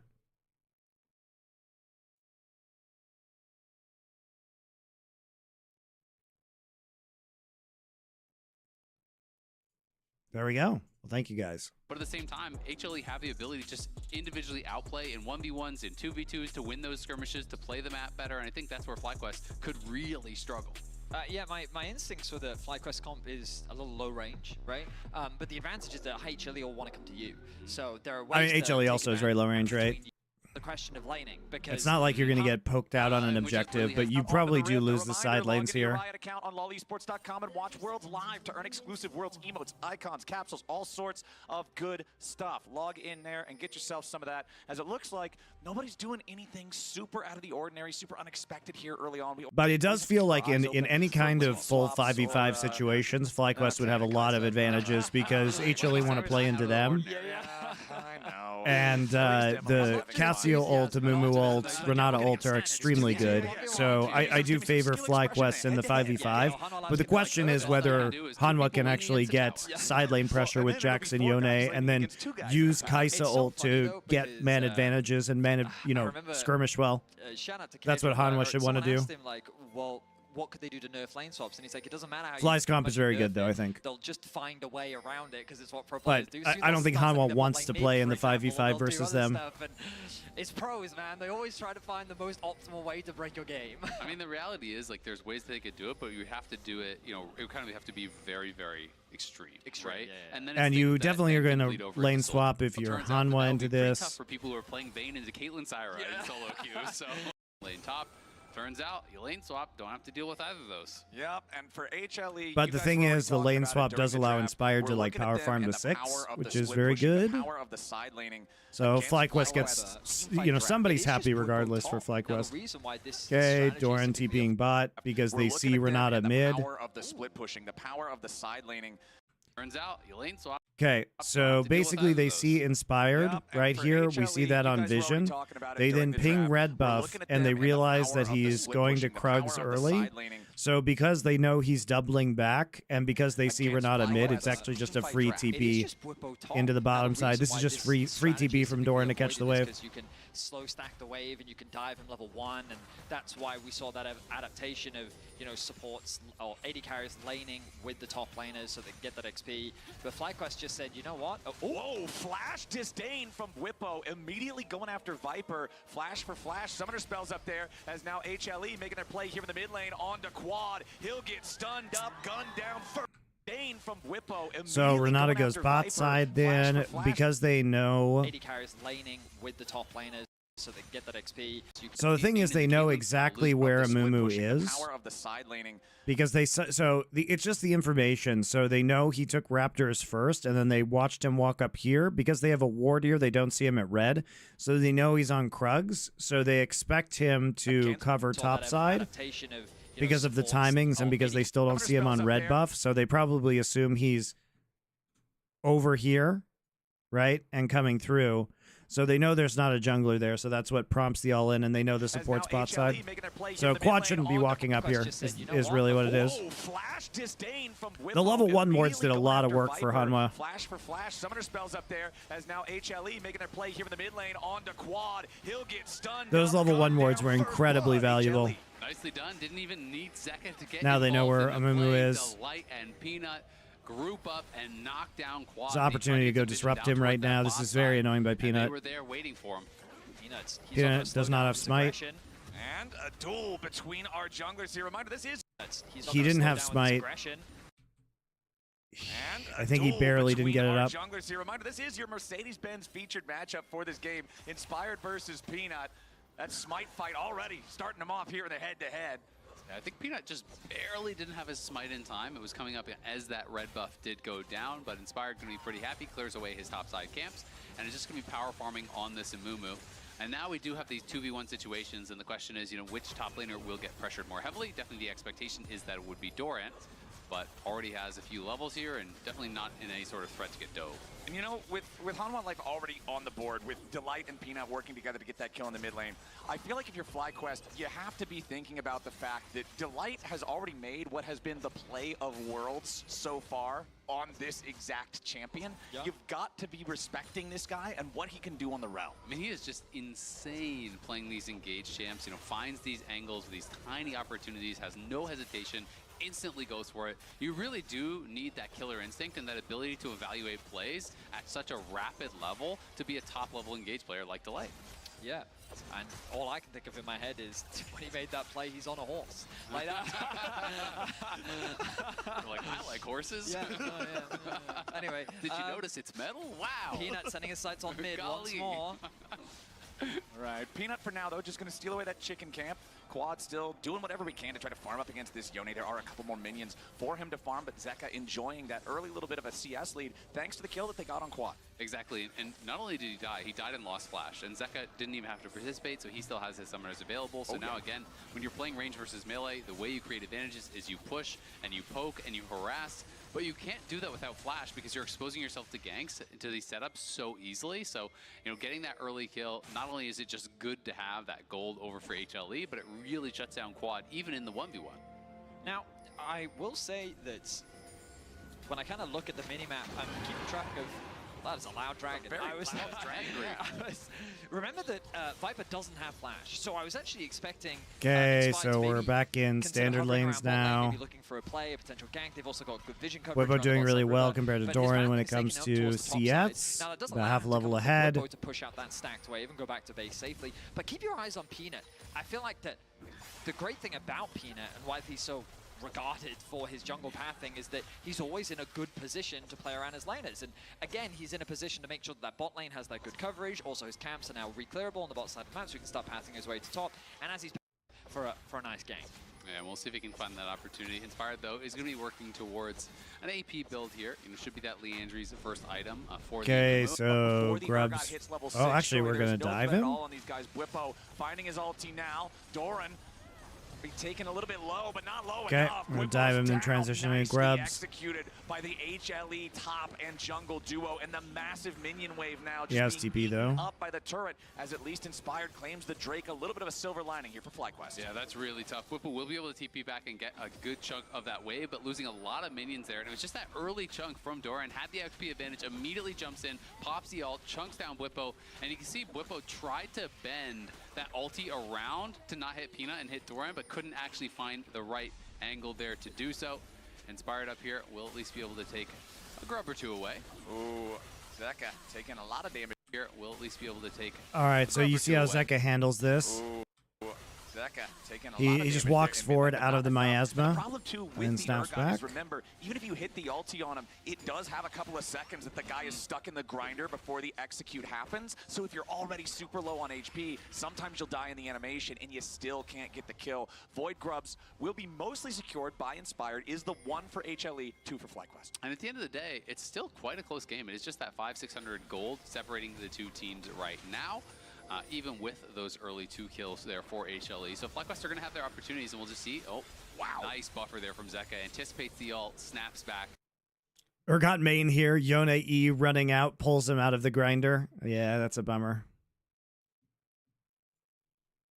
That's some of the abilities that Yone have that really make him so powerful at this level. Yeah, you mentioned it in the previous series. If you can time that just right, you are immune to CC. So yeah, Zeka's actually ahead in lane 2. Very powerful, very effective. As Cassiopeia is just building tier, so she's not going to be useful for a really long time. Here almost grabs at minions. You're going to do that last little bit as Bwipo approaches from the side, but there's nobody else around. Bwipo! I don't really feel like Doran's under any pressure whatsoever here, and Bwipo will just go back to shoving the wave out. I guess. Jack's caught up in CS now. Jack's ahead because of the dive, so the dive really important here. I think he could have set up a dive on Peanut really is cross-mapping very well and reading Inspired's movements. I mean, when Those level 1 wards there had used to be crazy the thing where, value. like when he was on Rogue, the team played for him, right? These neutral objectives, I think that their individual laners are like getting pretty healthy leads, and while Viper is falling behind, ultimately, like I look at this mid lane, there's already about a 2-wave lead on the top side of the map because Doran has been able to get a play in top lane and in bot lane. He's got a healthy gold lead. Peanut is very healthy, and so FlyQuest are doing well on the objectives, but the gold advantages are slowly starting to build for HLE. Yeah, they absolutely are. And that's kind of the expectation, though, right? You know, these players are so talented individually. You're expecting that they're going to get more done in those 1v1s, in those 2v2s. We'll see, quad in trouble. Nice engage from Zeka, going in for the Fate Sealed. One little bit more damage on the quad, and the minions finish him off. Beautifully played. Why give Zeka this champ, man? He's just too good at this champ. He's so disgusting on Yone. I mean, because the thing is, okay, like the theory here, right, is that you're going to get the 5v5 if you're FlyQuest, right? But the problem is like if Zeka gets Giga fed, he just perma side lanes, has a Kai'Sa collapsing with ult in him with him, and then you never get the 5v5. You never have map pressure. Just a flat out solo I don't know. You highlighted the risk. Plus, what we're going tier Rod on Cassiopeia. When is this Cassiopeia going to be online at this point? Playing these melee champions, you know, even when it was full-on AD carry meta in the LCK, still one of his most played champions was Yone, right? And it's even better now in this meta, so it is very difficult. Nice sidestep from Masu. Yeah, Masu staying alive for now, but the hostile takeover just misses everything. Masu and Busio trying to fight back, but Masu's bailout isn't going to be enough. Peanut ends up taking the kill. Just right into Busio. Has no way out.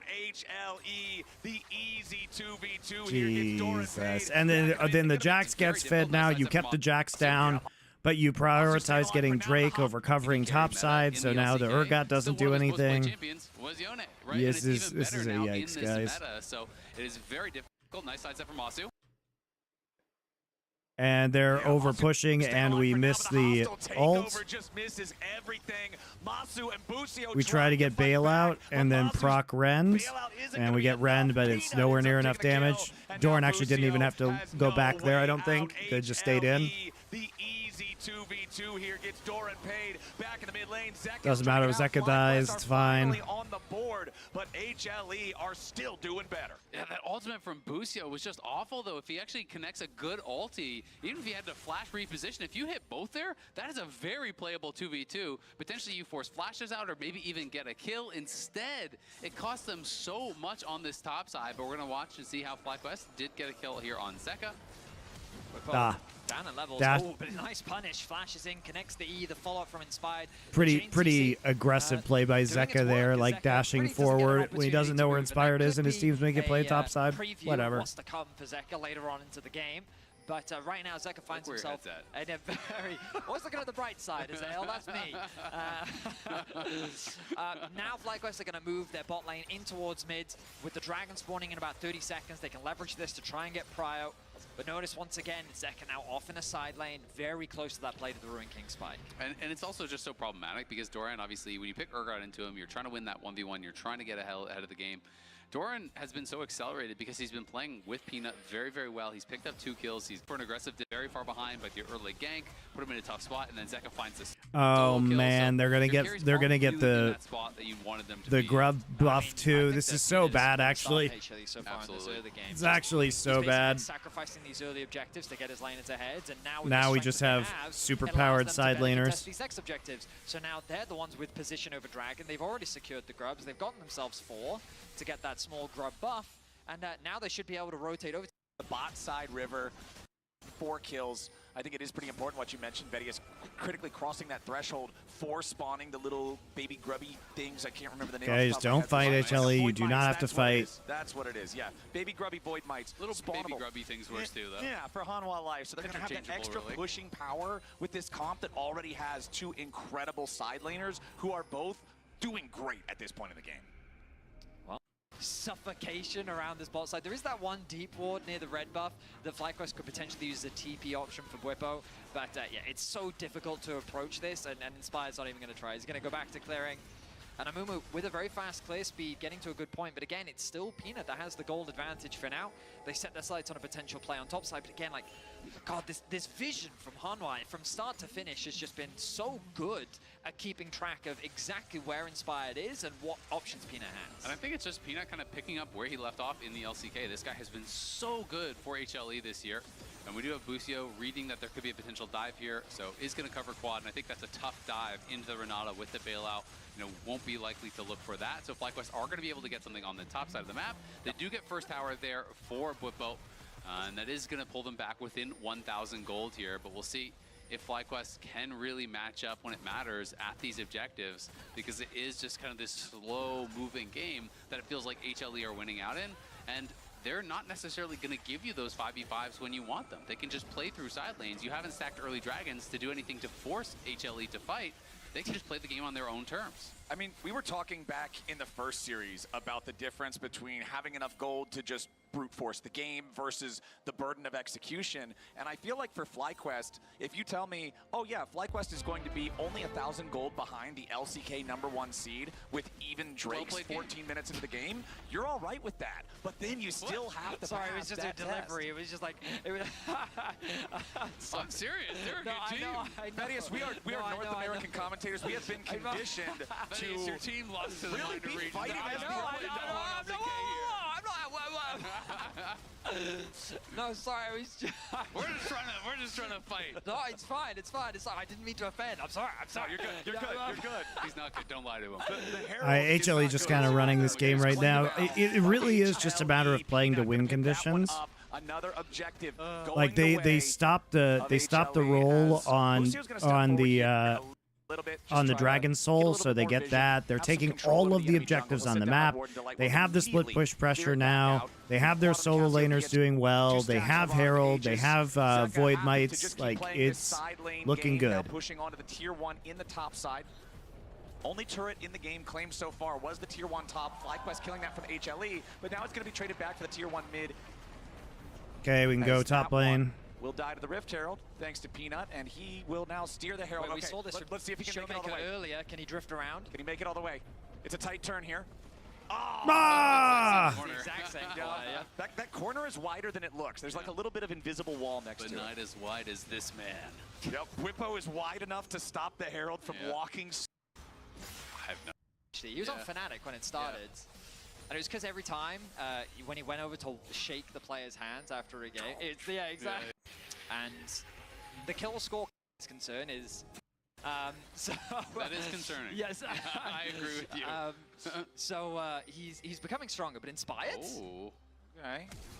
Ooh, flashing forward for the So what they did there was flash for ult, flash for miasma. Curse of the Sad Mummy. They immediately throw down the So he miasma can't get to out. stop Zeka from being Nicely able to get done, away. but it did cost you Nicely 2 done flashes. From Inspired and Quad working together to guarantee And there is a this one. counterplay, But now and you're only Whippo's gonna be the fighting for target second HLE on Drake. the other side of the So map. Whippo's Viper dead. flies in with Surely? that killer instinct, but Yes. it's Whippo who still falls. Meanwhile, back in the bottom lane, the tier 1 turret is taken down as Inspired goes back Zeka has for another TP bandage though when he toss. comes back. Lucio not there in time to follow it up with additional CC, so Body's going to be traded back and forth across the rift. Yeah, good kill from FlyQuest on the bot side, but it does cost them quite a lot. It's both flashes off of Inspired. Okay, and Dolan Quad, and then TPs. Whippo Probably just they're gonna lost make his a flash play on here top at this side and Drake. died. He did thankfully at least Because force there's a out Viper's recall, and we're flash. gonna But get it back is gonna onto the be map and coming try up and for this take it. next fight.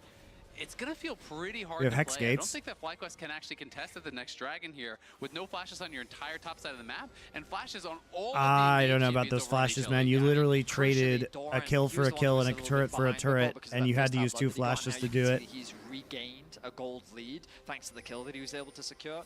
And you're completely right, Azale, that it feels And like you even delayed though recall, FlyQuest so there is found, going to be a no good Drake pick, take here for Hunwell is just getting FlyQuest. more. And Yeah. speaking of They also more, just have no ult on about to get Inspired. crashed down to pawn. He'll try to get away, but the CC is Oh too my much to god, bind FlyQuest Doran's lost all damage. tempo from Humble that Life play top laner now on a and rampage, traded but even, Quad's trying except to it follow wasn't up here. even because they Goes had in for way the too many, petrifying they gaze. lost way too many Humbles get locked summoners. up. Peanut and Doran both trying to flash back away as they put the damage into Quad, who's barely staying alive with an extra 100 HP. The bailout can't save him. And Jesus, they got all the rest of their flashes too. Whippo's still trying to escape, and Doran re-engages with the counter-strike, leap-strike combo. HLE don't lose a single man. That's what I was talking about. That's what I was worried And about. you lose Even if another the game is turret. close, Hanwha And you Light lose has Drake. This is incredible a skill at fighting. fucking thought that macro Hanwha- blast by HLE. Jesus Christ. CC onto the top side of Hanwha Life was going to come through, and there was a great opportunity. People for were FlyQuest to saying turn this series around, was but they close. just don't quite have the damage. This Yeah, this exactly. They don't game have has the been damage. They don't completely really have the dominated summoners, by and Inspired is Hanwha. dead for free at the very Like, beginning. Quad TPs I in. think people just look at the gold difference and are like, it's close. Meanwhile, FlyQuest just, they literally have had no agency on the map. It was getting so bad, guys, that they literally had to double flash, double ult. From behind, Not double wants ult, to join at that just tier single one. ults, All but of FlyQuest double is gonna flash collapse. ult, We still use a turn back. Mumu ult before a Drake spawn just to kill Zeka, only for him to revive with TP before the Drake It's a comes 4v5, up. right? So as these extra members do come in, they don't quite have the damage to actually burst them down. The locket comes out, Doran Like, kites this back, is- then Peanut is able to jump out, and they just This ain't can't actually close, finish guys. any of these kills. Yeah, I didn't see Han- it live. Hanwha- Crucial Zeka ultimate onto the backline. Hanwha is Both wrecking Masu them. And Whippo. So the damage dealers and the target focus coming out from Hanwha Life was great because they shut down Quad first, and then the other 2 damage dealers tried to come in from the flank, and then they get CC'd up. So just a well-executed fight from Hanwha. Whippo lying in wait as Zeka tries to shove up another wave. I don't think Whippo wants this 1v1. He does not. He's decided against it. We'll go back to base, look to try and catch that wave on bot. Right now it's FlyQuest setting up control around the top side of the map. Baron is now alive. I can't imagine Hanwha Life are going to start this one off immediately, but they don't really need to. Okay, Good Hanwha can position. just play side lane All of the pressure anti-towers have into fallen, and now they Baron. can start pushing their advantage even deeper into FlyQuest territory. And Doran's getting so strong now, 4 kills, obviously their entire top side, just any 2v2 involving Sejuani and a soul laner, I just don't really think FlyQuest can win, right? Unless they get a huge jump and are able to kill someone off right off the bat. And that someone would have to be the solo laner, because there's no way you're going to instantly kill the Sejuani as Whippo tries to get away from this. Peanut Well, that was sad. missing, And are able to kill someone off right off the bat. and that someone would have to be the solo laner, because there's no way you're going to instantly kill this. Shout out to Peanut missing that. Whippo tries to get away from this. Peanut Get a huge jump and are able to kill Nut someone God off Peanut, right off dude. the He bat. has been a pro at and missing that someone would have Sejuani to be ults. the solo laner, because there's no way you're going to instantly kill the Jesus. Sejuani as Whippo tries to get away from this. Peanut missing Jesus, everything the Glacier about Prison that. means that Whippo He was so survives. dead. Missed his ult as well, so both those whiffs do allow Whippo to get out, but no opportunity for them to fight back, even with Inspired in the area. Obviously, still full health bars over on the HLE side, and they can just continue to split the map, play through sides, look for these skirmishes deeper and deeper and deeper into FlyQuest territory, and is making it so tough for them to actually Punish if they kept on pushing, but Hanwha's not interested in that. Thank you, Azeroth02. Welcome back with your tier the 1 slightest. subscription. Peanut just going to sit down a little bit of vision here, sweep Thank out you so whatever much. FlyQuest might be using, and this is kind of the name of the game. Did you like, since you love Warcraft, as we know, did you For like HLE, how they haven't Tim felt Waltz any was real in the pressure world from of FlyQuest. I Warcraft? feel like they can play it slow, choke That's the so LCS crazy. #1 seed What was out he of the doing in map there? as they slowly creep forward and What was he control doing more in the and more world of vision. Warcraft? Eventually, they're just planning on FlyQuest making a mistake. Exactly, and I mean, bad goes to worse when you realize it's also a Hextech Soul, and they're going to TP in. They're just going to start up this Baron potentially here. I mean, You know, it did thinking look like better of that, it, didn't but it? Yeah, it just looks TPing like. in, I guess, going out towards top, just get the waves going. Yeah, I thought was maybe he didn't want to reveal they used TP, but he did it on a control ward, so Yeah. they know that that's happening. So either way, he catches the top wave, starts to put pressure on, and you've You know the funny thing? I never played WoW for more than 2 days. Good man. World of Warcraft is garbage. got this 1-3-1 setup with Hanwha. When World of Warcraft came out, I was in high school, and my friends were like, hey, play some WoW with me. So I tried it. Because I was playing Warcraft 3 at the time, 1v1s, a real man's esport. And after the 37th quest of please get me 10 wolf pelts, I was like, why am I doing this instead of just playing Warcraft 3 1v1s? And then I quit forever. leaning towards Doran, trying to provide that cover. And again, look at these small pockets of wards that they're able to find. They just, it's so good from Hanwha Life. They consistently do this throughout the game to just keep track and provide safety. The first time that they didn't do that was when Zeka gets caught in the bot lane. And now they actually are starting up this Baron here. FlyQuest is really 3-1 let's look at this setup with Baron. Hanwha Life leaning towards We Doran, have trying deep to provide vision that in cover. Hanwha Look at the Life small trying to pockets do of wards this. they're We're able to we're find. bringing They just- Zeka it's up so good towards the from Hanwha top Life. They side. consistently do this Peanuts throughout clean, the game. clearing Just wards. keep Okay, track okay, and okay. provide We're trying to safety. The force first time TP that they because we have didn't bot do that lane was when push. Zeka gets caught Gonna in go the ahead bot and lane. start it up. And now they actually We are can starting to get 3-man this. Baron We've here. got FlyQuest has Kaisa and really Jax been here. stymied by this ward. It caught them Okay, on that good last Baron play they were start, looking good for, Baron and they start, sweep good out the Baron brush. I think start. it's Okay, all they don't see realize it. it's there. Yeah, FlyQuest, they're Late. way too late. Inspired. He even gets caught with a Glacial Prison in the Magnet Okay. Storm, so there's no chance for a steal. Why is Zeka Now going in? Zeka Okay, he's tries not. to Just jump in. leave. Delight's Just surely leave. gonna be Just caught out leave. here. Just Inspired leave. with the Why front are we edge. doing Great this? Inspired. He even gets caught with Look at this. Just Delight is on a kamikaze mission. Just let him complete his mission. You don't need to all die. Hanwha, you don't have to have a suicide pact right now. You got the Baron. You know they're coming. You know it. Just fucking walk away. Prison in the Magnet Storm, so there's no chance for a steal. Now Zeka tries to jump in. Delight surely going to be caught out here. Inspired with the flash over the wall. Tries to get the damage he needs. Whippo flashing forward with the fear beyond death. Chasing down Viper. Whippo's going to grab that kill. It's 3 dead on HL. Like the thing is that your Yone didn't use TP, but he's also not here. You force the TP as well. He's coming into the pit. Just if you're gonna use all your flashes, just use them to walk away. Good flash ult by Inspired though. Credit to Inspired. That's a very good ult. So there's no chance for a steal. Now Zeka tries to jump in. Because he gets the bandage toss onto Peanut, and then he repositions with Flash to get a good ult down. It's very well played by Inspired. Tries to get the damage he needs. Whippo flashing forward with the fear beyond death, chasing down Viper. Blitz for a steal. Now Zeka tries to jump in. Delight Yeah, surely Whippo gonna be also caught out rocks here. up, Inspired gets with the flash flip, over the wall. gets the chain, right, down onto Doran, and then flashes on the kill to get the fear onto Kaisa. It is well played by FlyQuest. Like, credit to them, that is well played, but that should not be a thing. It was a Baron for the Korean team, but North America takes 4 in trade. Yeah, 4 for 0 off the back of that. FlyQuest heavily commit to this, and they could get even more here. Zeka is going to be spotted by Inspired, has to run, but they're going to be able to get this tier 1. They're pushing up top lane as well to try to get some damage down on that tier 2. FlyQuest making a very decisive play off of the engage there from Now, Inspired. HLE is just a throwing machine. They almost threw the game against G2 just by overplaying their hand. There's just no reason to take. You just never want this 5v5. Hanwha has been doing such a good job of avoiding the 5v5. You just never want this. They play it very well. Yeah, I was surprised to see them commit. Great play by Inspired and Bwipo here. I thought it was a bad choice, but Inspired was there to follow. Quad then follows up. I mean, Zeka just doesn't have his E. From the Renata to really help cement that kill onto the Jax. And we just got to get out of there, man. We just got to get out. And also, Zeka probably should have TP'd. Is the other part of this. They play it very well. Yeah, I was surprised. Zeka probably should have TP'd because he is there late, technically. Inspired is there to follow. Quad then follows up. Does HLE have any good shot caller? Yes, Peanut is one of the best shot callers in the world.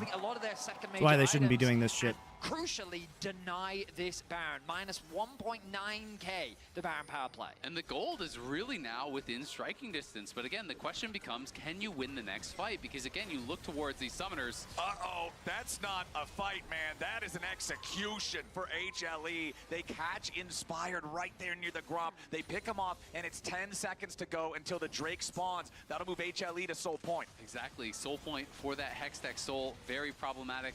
I don't think FlyQuest would have been able to fight for that one either anyway. You know, without Flash on Bwipo, without Flash on Quad, they won that fight, but it cost them a lot. There are no summoners on HLE's Viper, though, so maybe can look for an opportunity there. But for now, FlyQuest have just got to try to hold the base. But look at how the pick has allowed them to siege bot, and then Zeka, who still he has just the can't see Baron hawk shots. pressuring him. Look, Peanut has a very specific medical condition called hawk shot blindness, okay? Because they're just trying to force FlyQuest back. Please respect his condition. Exactly, and how big of a gold swing it was. You know, it was a negative 1800 Baron power play, and that just went up to a negative 400, and now it's negative 600. Yeah, sure, that's not great, but that was just a swing of more than 1,000 gold off the kill on Inspired, the taking camps, the pushed waves. HLE, again, you know, getting that edge and going right back into the driver's seat. What this should tell HLE is, first of all, taking a fight against this FlyQuest comp is dangerous, right? Especially in an enclosed space like that, where they're able to land the multi-man Amumu ultimate combined with the multi-man Renata ultimate. And I think that HLE is going to be a little bit more hesitant to take the full 5v5. But I apologize. I have an ally to the hawk shot vision impaired. Yeah, you know, hawk shot blindness is something that many League of Legends players suffer from, especially those in gold and below. And they can look for picks similarly to what they've done. And this it's a very common FlyQuest condition. to spread out, where they're not as strong in the skirmishes, the 2v2s, the 3v3s, where Jax, Yone, Sejuani really thrive. And that's where it's so hard for FlyQuest, right? Because as you say, they thrive so much in these 2v2s and 3v3s on HLE's side. So FlyQuest, they have to overload one side of the map, try to really force, and if they can't get that, well, you can't really send two that win this fight against Zeka and Peanut. And unfortunately for FlyQuest, because they didn't really have, yes, they got the first dragon and they got the first few grows.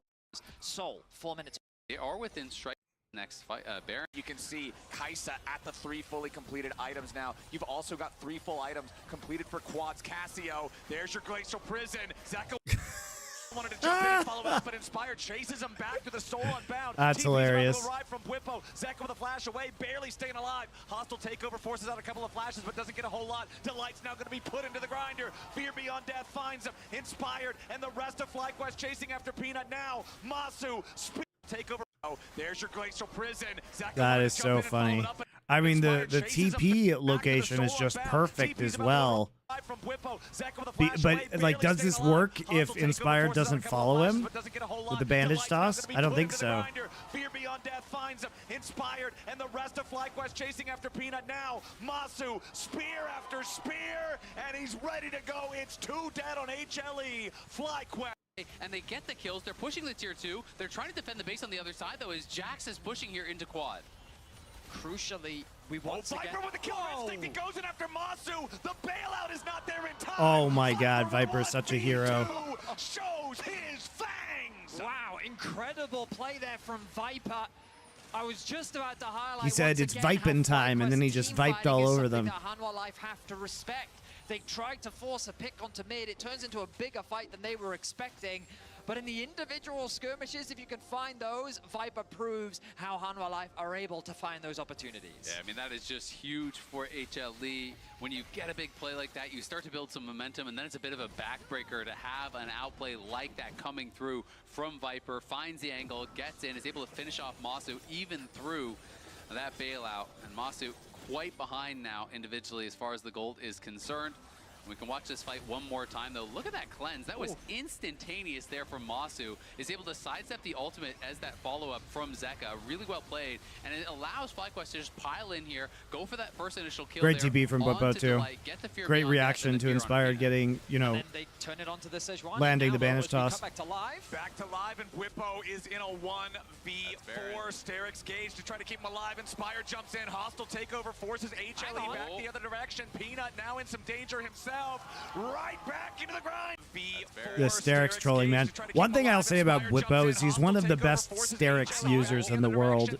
He baits people with Sterix so hard every time he has this item. Viper? Back around the other direction. Viper's in a bad spot, trying to use the stasis to stay alive as Bwipo gives him the thumbs up. Oh, he barely didn't kill him. We shouldn't be taking these 5v5s, obviously, if we're Hanwha. They turn it onto the Sejuani. Now, though, as we cut back to live. Back to live, and Bwipo is in a 1. You know, they overextend for this. Bwipo doesn't have TP, so the fact that they've chunked him out is already good enough. You do not have to pursue this. You proc his Sterix, and then you just walk away. We don't want to be in a choke point versus Renata and Amumu ults. We don't want to play a 5v5 front to back here. We just lose that. Quad also, and Inspired immediately taking the Hex Gate over. Trying to juggle Viper back around the other direction. Viper's in a bad spot, trying to use the stasis to himself. Right back into the grinder. Oh, he went through the portal. It is actually crazy that you can't kill Bwipo here, though. Trying to juggle Viper back around the other direction. Lucio does a good job of reacting. Trying to use the stasis to stay alive as Bwipo gives him the thumbs up. Bwipo stays alive. Inspired and Quad now looking for a little bit more. Back into Doran, who goes for the flash counter strike, but it ain't gonna work out so well. Doran dies to the petrifying. Crazy. On its head. He is secured. FlyQuest can reset. I mean, FlyQuest has been team fighting well, but Hanwha should have, you know, not taken any of these fights. I think they literally could have just opted out of every single of these fights and won this game super easily. Just focused on chunking and taking objectives and split pushing. The ultimate, the bailout, everything is there. Viper tries to go for the hero play here, has that plasma onto him, goes in, but everyone from FlyQuest immediately turns. The flash forward from Busio, the flash forward from Masu. He actually doesn't proc the plasma till right there. Oh, he didn't proc it. They all pile in to bail out their top laner. Did you guys see that? Did you guys see that? Hold up. Their top laner. Look at that. He doesn't proc the plasma. And then watch this. The plasma falls off. Yeah, the shielding there was fantastic. Bwipo almost lost his life at the very end, but it was enough. The dragon not stolen. That's so sad, guys. Peanut wanted to jump over the wall. He has no flash. Peanut trying to oh, that's such a bummer. Viper's in bits. It's just another death for HLE. Things are quickly falling apart. FlyQuest need to remain calm, though. In a situation like this, you're poised to turn this game around, and you don't want to be overzealous. Recognize your strengths on the map. They're sending 5 members to the top side. I think they need to catch mid-wave. They need to control everybody into the same big battle. You saw 4 bodies piling in, trying to take out. But they're really playing to punish, and now FlyQuest on the push here, trying to get more done. Quest players up. Prison on Masu, who's got to try to get away now. Zeka looking for the follow-up, finds some good damage here on Busio, who's now down to half HP. HLE force FlyQuest back. Yeah, and the poke there from Viper becoming pretty now, though, because FlyQuest have Baron, you know, they're in such a good position because they can dictate the pressure. This game should not have been close, obviously. Like, Hanwha, just like they did against G2, throwing a bit in the mid game for, like, no reason. They need to have more respect for their opponents and just play things out a little bit more conservatively. But their early game was really quite strong. And even with the Baron, if it's a 4 versus 4 with a tower at your back, you have the tools to wave clear. We talked about how for both sides they're relatively short-range compositions, but it's a situation where like you can't, as Masu, just walk underneath that tower against a Yone, Sejuani scattered. Ultimately, this Baron ends up becoming an equalizer, helping FlyQuest neutralize the game state, and yet again, that is their target. Hostile. Closer and closer to the respawn of the Hextech Soul, the 3rd Baron of the game. Whippo needs to be Whippo in careful. trouble. Yep, Whippo's gonna get jumped on here yet again. That is their target. Hostile takeover comes in from Busio. Whippo's still barely hanging So on. hysterics, Finally it's gonna so proc. annoying. There is the bailout. Oh my but god, they won't bail out finally a damn killed thing. him. FlyQuest gonna get caught in their own jungle. Masu's Bye, already Masu. almost dead, and Doran swoops in to guarantee it. HLE Bye in finally find Spyro. the angle they're looking Wow, for. the double And cleanse. All right, well, that's the end of that Again, game. there is no tier 2 in mid lane. So they We only have the we tier lost 2 the in game top, for the tier Grump, 2 in guys. bot, and so their resources end up a little bit scattered. Ultimately, this Baron The ends up ward becoming value from equalizer, Hanwha helping FlyQuest neutralize the game is state and crazy. reset on the map. But now we're getting closer and closer to the respawn. They literally of the just see Hextech him on Soul, this ward, the and third Baron Whippo of the decides to game. lose the Whippo game needs for to be Grump. careful. Yep, Whippo's gonna get jumped on here yet again. That is Hashtag their game target. for Grump. Hostile takeover comes in from Busio. Whippo's still barely hanging on. Steric's finally gonna proc. I mean, There Inspired is the and- bailout, but it won't bail out a and damn Quad thing. are just not FlyQuest gonna there. get caught in their own jungle. Masu's already almost dead, and Doran swoops in to guarantee it. HLE finally. Baron of the ends up So becoming an let's take a look at equalizer, this. helping FlyQuest You have no vision anywhere at this side of the map. You have no vision, neutralize right? the game state and reset on the Cassiopeia map. is But now attempting to push up this side we're getting wave. closer and closer to You the have no respawn of pressure on the Hextech map, Soul, and you are doing Grump. the third Baron of the game. Whippo needs to Game be for careful. Grump. Yep, Whippo's gonna get jumped on here yet again. That is their target. Hostile takeover comes in from Busio. Remember, guys, a lot of teams have been playing Kai'Sa in pick comps. HLE does not want to 5v5. This is exactly the situation you cannot put yourself in, because if you get found by Jax or Yone, the Kai'Sa will just show up with ult. Whippo's still barely hanging on. Steric's finally This gonna proc. Hanwha There plays is to their the win bailout, but it condition. won't bail out. If you look at it, this is a No tier pick. 2 in mid lane. They get the ward in. Problem. When does that ward go And a down? little bit cocky, where they go a little bit too far, and they're all instantly responding and looking Did to Jax punish. ward And now this? FlyQuest on the Quad joining the other side of the map. It's a Yep, three-man Jax push drops from ward. FlyQuest, but you can see Doran on the other side of the map in the enemy jungle. Doran Whippo's wards gonna- it, and that's an important ward because it's Gonna want watching to see if RTM anybody's right coming now. through hex Quad gates joining as up well with from the base. rest of the FlyQuest players up here in the top lane for the four. You know, this is one of those times where they're warding and they're trying to threaten a collapse on the side lane, and they get Mikhail's out. Find some good damage here on Busio, who's now down to half HP. Not catching the wave So being pushed they from try and short range reset position. there, right? But it's a situation where Everybody like, back to tier 2 in base, top, the tier 2 in and we bot have the spawned value the of that Hextech ward. Soul, the third Baron of the game. And Whippo there's needs to be no careful. vision. Yep, Whippo's gonna get So jumped it's just on here incredibly yet easy. Again. That is their target. Hostile takeover comes in from Busio. Whippo's still barely hanging on. Steric's finally gonna proc. There is the bailout, but it won't bail out a damn thing. FlyQuest gonna get caught in their own jungle. Masu's already almost dead, and Doran swoops in to guarantee it. But a little bit. Dom.Fly should have dove the tier 2 with 5 after reset with Baron. I think it might be hard for them to dive per se, but they could force TP here probably. For HLE. After Baron though, Peanut wanted to jump over the wall. He has no flash. out their top lane. Peanut trying to On Peanut. Whippo Peanut wanted just lost his life at the very Right. end, but it was enough. The Dragon not stolen. Peanut. Yeah, so Peanut wanted tries jump to over the actually wall. He steal has no right here, ends flash. up dying for it. Peanut trying to So this flex. is the In a reset after situation like Baron. this, you're poised to top, mid, and They're top pushing leverage out, right? Battle. You saw four They're bodies. trying to create pressure. I mean, what you don't do though is you don't push this up. Your waves are not synced here across the map. So they're pushing up into the bot side, but because there's no other pressure anywhere else, they can't actually do anything unless they TP Whippo in. So if they're going to make this play, Whippo just has to TP in, right? He just has to go in. They're afraid, though, because there is no top turret, so they don't want the top inhibitor to be traded out. But I think maybe you just have to kind of send it here. Maybe Dom is right. Both top laners not here. Both top laners with their teleports ready to go. Doran only level 17. Whippo level 18. There's your Glacial Prison on Masu, who's got to try to get away now. Zeka looking for the follow-up, find some good... Because the other alternative is you just pull off, you don't get a tier 2 turret, you don't get anything, and you don't have any map control. Then you reset again, and you're just back way back in your own base, and you have no wards, and then this happens. It was a lot closer than a lot of us were expecting. The quad quest, our Viper, an ace for HLE, and a victory march down. But the thing is, Jax can't really shove there, because if Jax shoves from this position... How for both.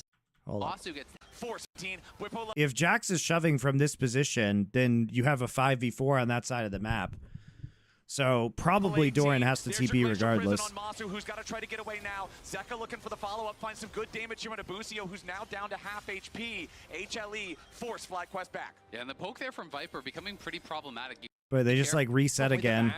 They're too timid. Yeah. This is the full VOD of the matchup between HLE Thank and you. FlyQuest. It's the full Let's dive VOD into of the picks and matchup. bans. To cut him down. Give him a one.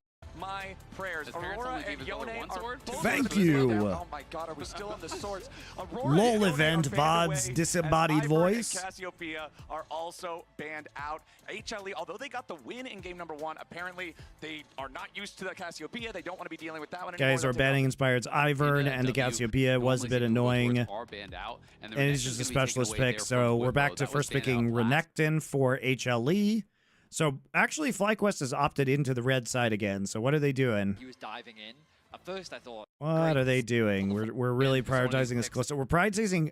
This is weird. Like, I know Bwipo plays Olaf, but why are we playing Olaf when we don't even know what their carries are? Like, that's what prompts the Ezreal pick here. Like, we're not going to play Ashe into this, clearly. We already... Wait a sec. Why did we ban Ashe if we were just going to first... What? Why are we banning Ashe if we're just going to first pick Olaf? The Ziggs is still up too, which is a danger, particularly from HLE. If you compare it with like Ivern or some sort of enchanter, it really but can be quite the Ziggs strong. is pretty shit into Olaf, so I guess the Olaf is there to dissuade the Ziggs pick. That's my guess. This game, obviously, with the Ivern being banned away, then you really do. Yeah, you definitely take the Ezreal here, though. Feels weird to take the Zyra. She can get run down by the Olaf. So a bit of a throwback to kind of the previous meta from jungle. Yeah, very different style. Still melee champ. Because obviously, your EQ. Very tanky.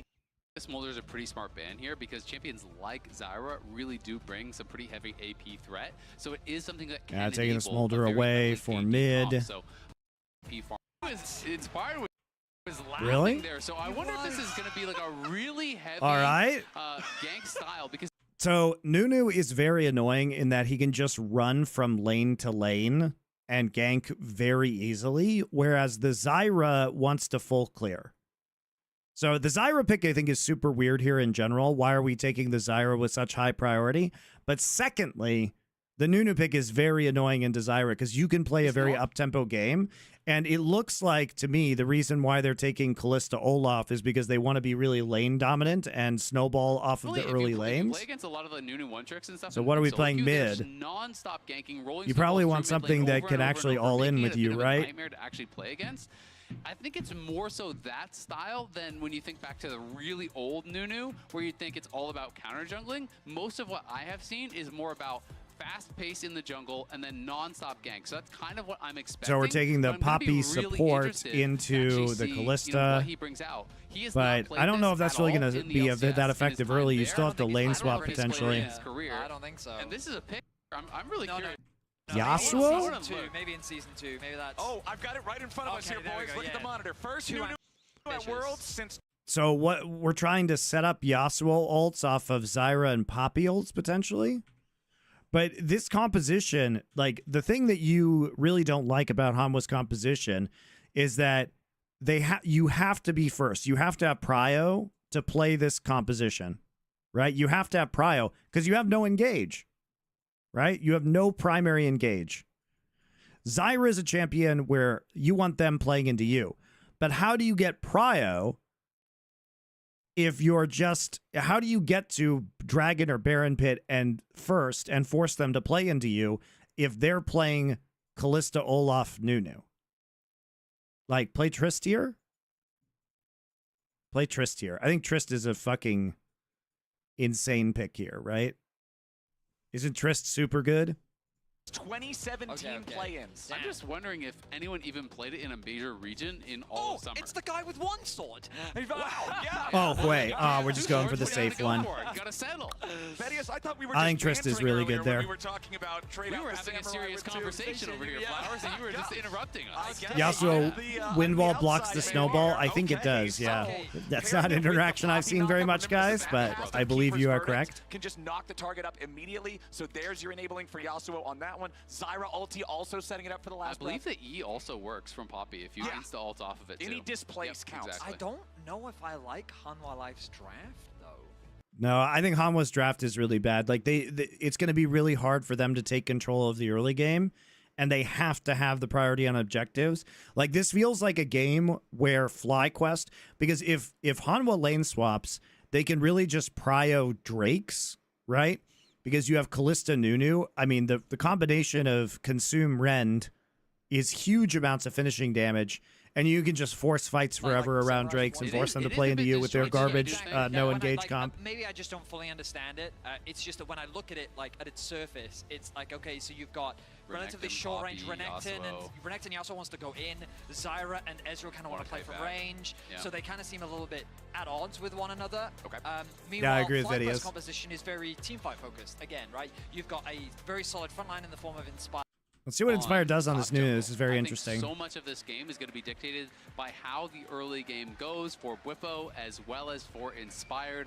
I really am interested to see how they're going to be able to perform on this. They talked about, some of these drafts that they might be cooking up. There's a lot of rumors about, them trying to prep these really sneaky plays. I really am interested to see how they're going to be able to perform on this. They talked about, some of these I love these jerseys from Hanwha, by the way. drafts that they might be cooking up. There's a lot of rumors about, them I'm glad they trying to decided to prep do these something a really little more sneaky bold. I plays, think they look sneaky good. champions. They brought I out think some stuff in FlyQuest game jerseys 1. look good too. Honestly, it nearly worked, and in game 2, they are cooking once more. Let's see if it works. The first Nunu at Worlds in 7 years. It's a while. And FlyQuest are locking it in a do-or-die game here for this series. When was the Nunu rework? Was I that don't remember because that. in 2017? I wonder if if it was old Nunu or new Nunu. I believe it is new. In 2017? I think in 2017 it was old Nunu. Let's see here. I'm actually curious about that question too.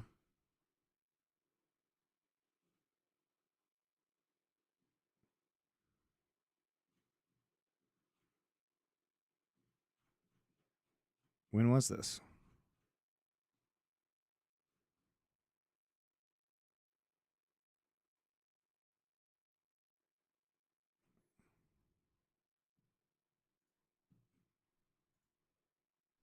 The new. Worst game ever.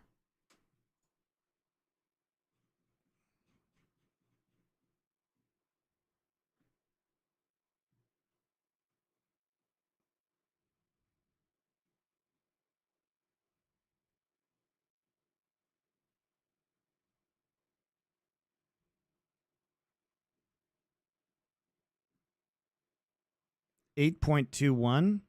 Oh no, that's bug fixes. Sorry guys, I'm trying to full relaunch. 8.17.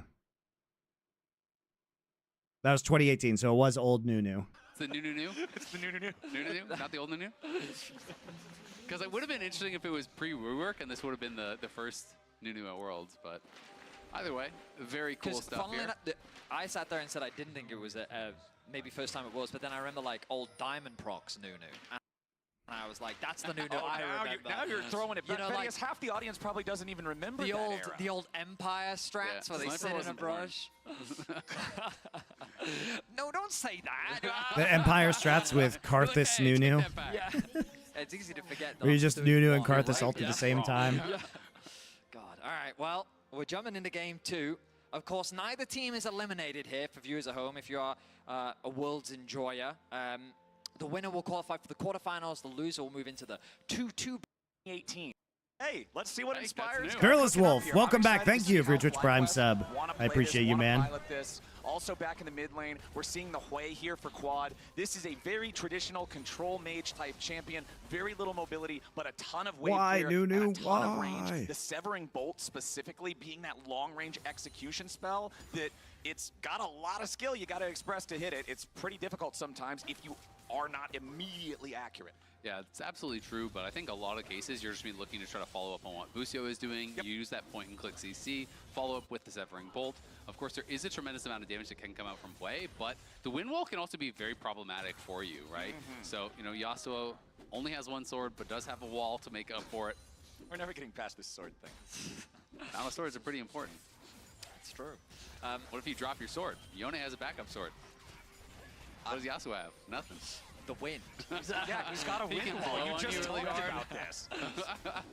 Now, because we don't get to see Nunu very often, you'll notice that his clear speed is probably faster than many of you are expecting. Like, when we think about fastest clears in the game, Zyra is naturally the one that immediately comes to mind. Part of the reason why she even came into meta was because of all those videos coming out of how quickly she could just the 3-minute ganks. Here we go, the 3-minute level 4. Here we are. I mean, still behind. We're doing it. Camp behind right now. Peanut still showcasing why this champion clears so fast. Already level 4, hovering around the bot side of the map. But Inspired just a single camp behind and very quickly making his way through the Croak. Should be able to secure that top Scuttle Crab. Ooh, immediately though. What did Busio think was going to happen right there, guys? What do you think Busio thought was going to happen when he walked into that brush? What do you think he thought was going to happen? Showing up in the tri-brush to put a little bit of extra pressure on the bottom lane. Yep, FlyQuest very clearly aware of the timing at which he would be done that clear, though, and they are able to back off. Obviously, Busio takes a little bit of a chunk for it, but they don't expose themselves to any sort of a gank. And on the top side, Inspired is just going to be able to take away that. Right there you see is kind of Quay's only defense mechanism against the Yasuo. You hit him with Zeka playing aggressively while Peanut is recalling. Very nice. Inspired is ready to make his gank in mid lane. Nicely played by Zeka. Holy shit. From Zeka, get away from the snowball. Still has to flash though. Flash out to escape the root. Exactly, and this is my experience when I play against Nunu, is that they just farm the side camps and they roll through mid lane over and over and over. It's one of the champions, you know, I talked about it in last game, about how Yone's God, this champion is so annoying. Delete Nunu from the game, man. He's just such a piece of shit. Further, you have more and more time to react. He also is so useless in the late game. It's still so hard to react to, because if he really gets that move speed going with that W, rolling the snowball in, even if you see him, you still can't always back off in time. And you'll notice as well, Zeka played it well by utilizing the E from Yone to navigate his way past the snowball as Peanut hovers around top.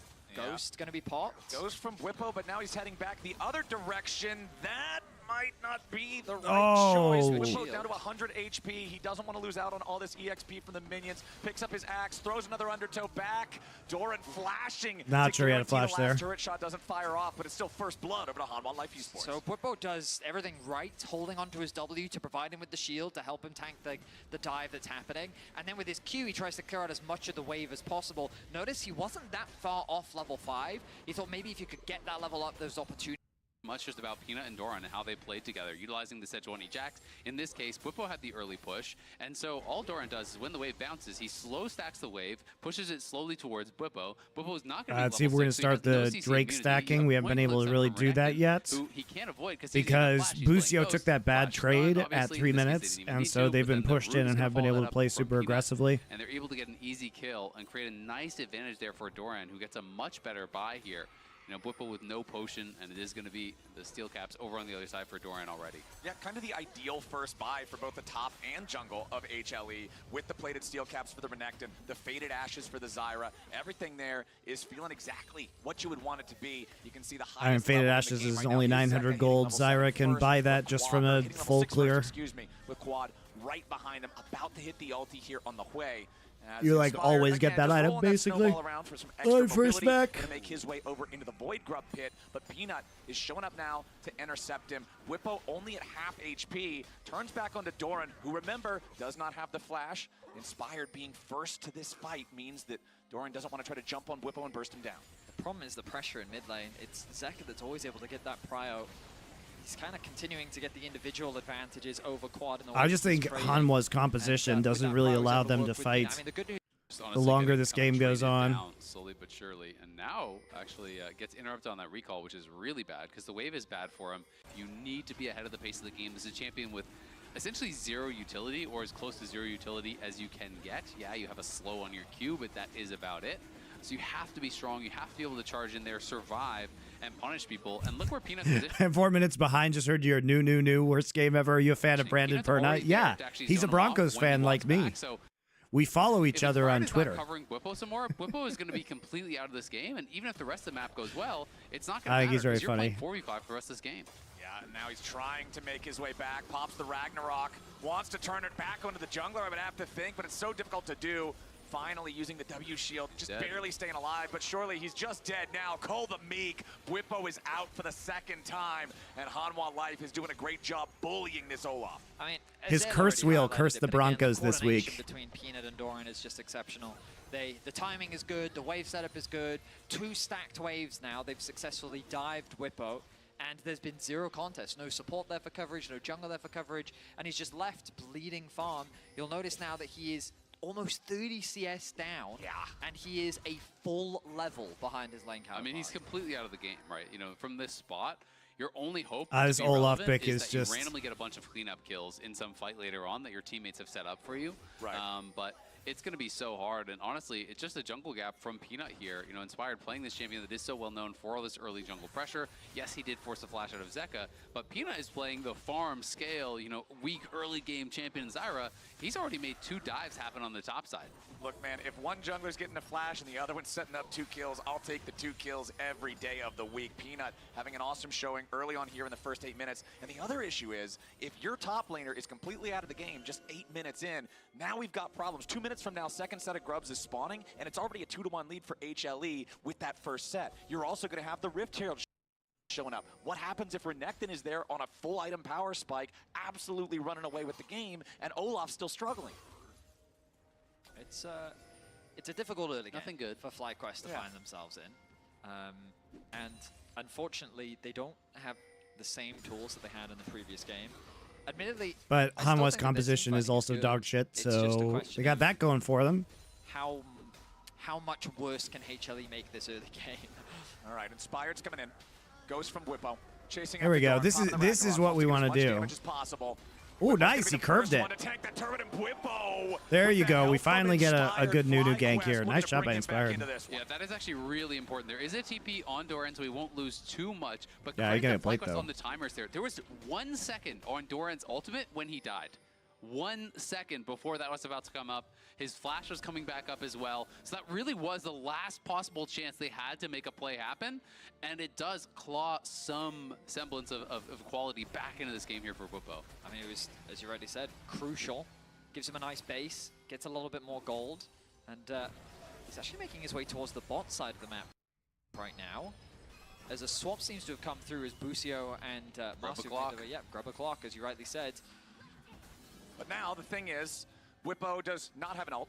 He does not have a ghost. And Doran has his flash and his ulti both ready for this grub spawn that's going to happen in about 15 seconds, making it a very difficult situation for FlyQuest to try to navigate. Yeah, it is going to be incredibly hard. And I mean, FlyQuest would need to take 2 of the grubs away to even deny a Void Might spawn. I think they're probably going to have to give it up. Zeka trying to get away from another snowball. Ooh, Inspired slams that one into the wall. These wall angles are tricky, man. Yeah, and I think honestly he just didn't want to chase that far. You know, I think he is just kind of canceling it out basically. When Zeka got that far back, he was going to be under his tower if they went for the dive. Just knows there's not really an angle for the grubs when Whippo can't really respond. Uh-oh. Speaking of not being able to respond, Doran going all the way in here for the slice, the dice, the dive. It's nice. Knows there's not really an angle for the grubs when Whippo can't really respond. Uh-oh. Speaking of not being able to respond, Doran going all the way in here for the slice. Whippo doesn't the actually dice, have the ult dive. right It's here, so that's a nice. punish from Doran. getting a solo So they've kill now. they've He had doesn't even offsetting need ults this Peanut game, anymore. so Doran The didn't clock have is his on the all last grown gank. up Now and getting it Whippo doesn't done. have You want to his. talk about timing? 2 seconds until Bubbo's ultimate was about to come back up, and Doran, a crucial solo kill for him as he reasserts dominance over the top lane matchup. And once again, it's Peanut just playing between the towers here, making it annoying. In this case, yeah, Masu will get back to the tower, but you still lost 2 or 3 minions there. These little incremental advantages that he's helping for his team to grow. And they have those 5 grubs. They have a 3,000 gold advantage, and it's going to be a hard one here for FlyQuest to claw back in. I mean, honestly, if you're FlyQuest, you're looking for 4v4s, and you're looking to be able to outplay in those 4v4s. You're hoping that there's... Oh, the attempted engage from Busio, but the Zenith Blade is interrupted with a steadfast presence. Viper gets away, both summoner spells spent on that one. Flash, shielded Daybreak from TP coming, Busio to try though. to lock up Peanut, but it ain't gonna work out so well. TP They got Peanut's reinforcements flash. from HLE. Busio stuck in the middle of 4 players, and he ain't gonna get away. From this one. Oh, Peanut, they that one only flash, got the shielded Daybreak from Leona, Busio though, to with try the to lock up knockup. Peanut, but it ain't gonna work out so well. TP reinforcements from HLE. Because Olaf has his ult now, so he's CC immune. So Zeka thinks he's going to get a much bigger ult, but he literally gets a Leona who's in Eclipse. So he actually just doesn't even do damage. At least a 1-for-1 here in the scrap, but Masu is on the run. The Mystic shot, but the flash from the Callista keeps him alive. A very forced play there from FlyQuest. You can see that once Viper had And they got to make some kind of play. They still wanted to chase for it, and Zeka TPing in response, noticing that Quad was on the bot side of the map. It ends up being a 1-for-1, and HLE don't really convert it into much as FlyQuest start off the Dragon. Yeah, honestly, at the end of the day, I still think it's very positive for FlyQuest. You went 1-for-1 when you're heavily down in gold. You got the TP off Zeka, you got Flash off Peanut, Really, we got just both consume summoners smite off of this, Viper, right? You got the Ignite off Delight. You know, they did force out a lot. Yes, it did cost them the flash off Masu and the summoners from Busio, but still overall I think it's a pretty positive play, and they're going to need to make these incremental advantages and find these windows where they can make something happen. This was a very preemptive flash, honestly, from Viper. Just kind of didn't have the faith that Delight would interrupt the play, and with Delight being able to actually do that, you know, he wouldn't have needed to use it whatsoever. When the cleanse is forced, then Busio says, all right, Whippo's coming up. We're going to actually change the targeting here down onto Peanut. The TP's coming in from behind, which I don't think they actually realized as they just fully committed to the play. Yeah, and it was... I think that even with Whippo's arrival, I guess they're saying that we want to make his time spent up here worthwhile. And as you rightly said, they end up getting a 1-for-1, and crucially, that top wave is still pushed out in favor of Whippo. And the Dragon goes down in favor of FlyQuest, giving them a 2-Dragon advantage. And crucially, Quad is able to pick up a plate on the bot side of the map. So you'll notice that mid lane gold discrepancy now barely anything after he completes his first item of the game. The opportunity cost for HLE's comp is super underrated here. Without their summoners, they can't force plays. Well, that's what I'm saying. They have no engage. You basically have to walk into them, which means you have to have objective priority, which they've had, but somehow they have had it. They should not have had it bot side, like, in my opinion. I mean, giving up the Drake is probably the worst thing that Hanwha could do there, because the win condition of just FlyQuest standing on Drake and forcing Hanwha to engage on them is still there. Oh, he's not getting away from this. Looking for a little bit more damage here to chase this guy down. The absolute zero isn't going to get a whole lot, and now Zeka can reset his shield. Oh, he is, because his friends show up. Another kill for HLE. Nicely done by Zeka there. Bought so much time, dashing back and forth, creating space, allows HLE to come in and reinforce, but still, it's a great play. The problem is, Another dive. Don't kill Doran. They force his flash, they force his ulti, they take down the tier 1 tower and get more gold in the hands of Quad. ultimately the problem is, Another dive, this time on mid lane, it's Viper. Where was his E? Ulti, they take down the tier 1 tower and get more gold in the hands of Quad. Ultimately the problem is, Another dive, Was his this time on E mid lane, his it's E animation Viper. looked like it was interrupted? ultimately They take down the tier 1 tower and get more gold in the hands Oh, of E's at Quad. first. There it is. ultimately the problem is, Good engage by Another Masu dive, and this time Busio on though. mid lane, it's Viper. Shot to pieces with the spears, the shutdown. In the hands of come in Viper- and reinforce, Viper but actually still, it's a trolling great this play when he from doesn't have FlyQuest on the flash. bottom side. Even though they don't kill Doran, they force his flash, they force his ulti, they take down the tier 1 tower and get more gold in the hands of Quad. ultimately the problem is, Whoops. Another dive, this time on mid lane, it's Viper. Shot to pieces with the spears. Oh, Leona gets the shutdown. But it ends up going over to Busio. That's actually so unlucky there. The Ignite tick took it right after the Ren went through, so Masu rendered them down to a couple HP, and the Ignite is what gives that shutdown gold over. You would have really loved to get that in the hands of Masu. They're going to look again. No flash, remember. All right, Zeka could be in some danger here, but he might just try to turn it around back onto Bwipo with a redemption coming in, though. Bwipo will stay alive, and the shutdown this time goes over to Quad. So the problem I had with the play from earlier is that FlyQuest was trying to make too many plays on the map, and by making a play both bot Check and new top, items, it was gonna be redemption. difficult to respond to Oh, hey, the Iraqi response Zoro. from How you doing, HLE, man? Hope who you're were doing able to well. find that kill. You get to The watch good from bit Masu. is for Thoughts? FlyQuest, Oh, they he's looked find really another good. kill top, but by Yeah, investing in previous Masu's top been and good. getting the He's been TP really for solid. Quad, they leave the bot lane tower completely exposed for Doran to be able to secure. His mechanics and are the very mid lane good. tower ends up He's falling carried a lot thanks of to the games. tower Like, the guy is dropped by legit. Hanwha The guy Live. is So they still legit. hold on to about a 2.5k gold lead. They set Thank their you for sights your on sub, Doran, though. Iraqi Zoro. All right, that Appreciate snowball you. will not find the angle that flash. inspired Hopefully, we'll be able to Moss. hang out again Yeah, someday. Doran's trying to What? use He his doesn't know how teleport Nunu to get works. away, but that is not how it's going to work. Nunu's shield to keep himself alive against some of Doran's bursts, Yeah, and it's that flash. inspired Wands. He's going to get rooted by Yeah, E. Doran's trying to What? use He his doesn't know how teleport Nunu to get works. away, but that is not how it's going to work. Nunu. All right, that snowball will not find the angle that flash. Inspired wants. He's gonna get rooted by Yeah, E. Doran's trying to use He his doesn't know how teleport Nunu to get works. away, but that is not how it's going to work. Nunu's shield to keep himself alive against some of Doran's bursts. Yeah. And So Inspired basically, will if just you disengage guys, as if you Doran hit gets the caught and first wastes snowball, a very critical summoner spell in the process. That is one of those advantages of playing a champion that people haven't seen in a while in Right. action. He clearly does not know how Nunu works. When you spam out that E, you get a root. That's always going to stop Yes. the CP. There's no end if or but about it. It was always going to rep the teleport.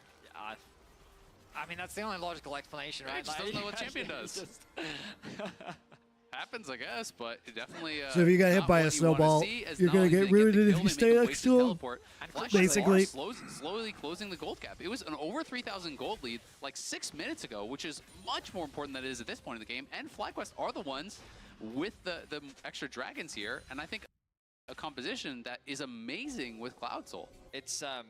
It's an interesting situation where, like, okay, FlyQuest are down 3 towers to 1, but by going for that play in bot, there wasn't actually anything for Hanwha Life to cross map.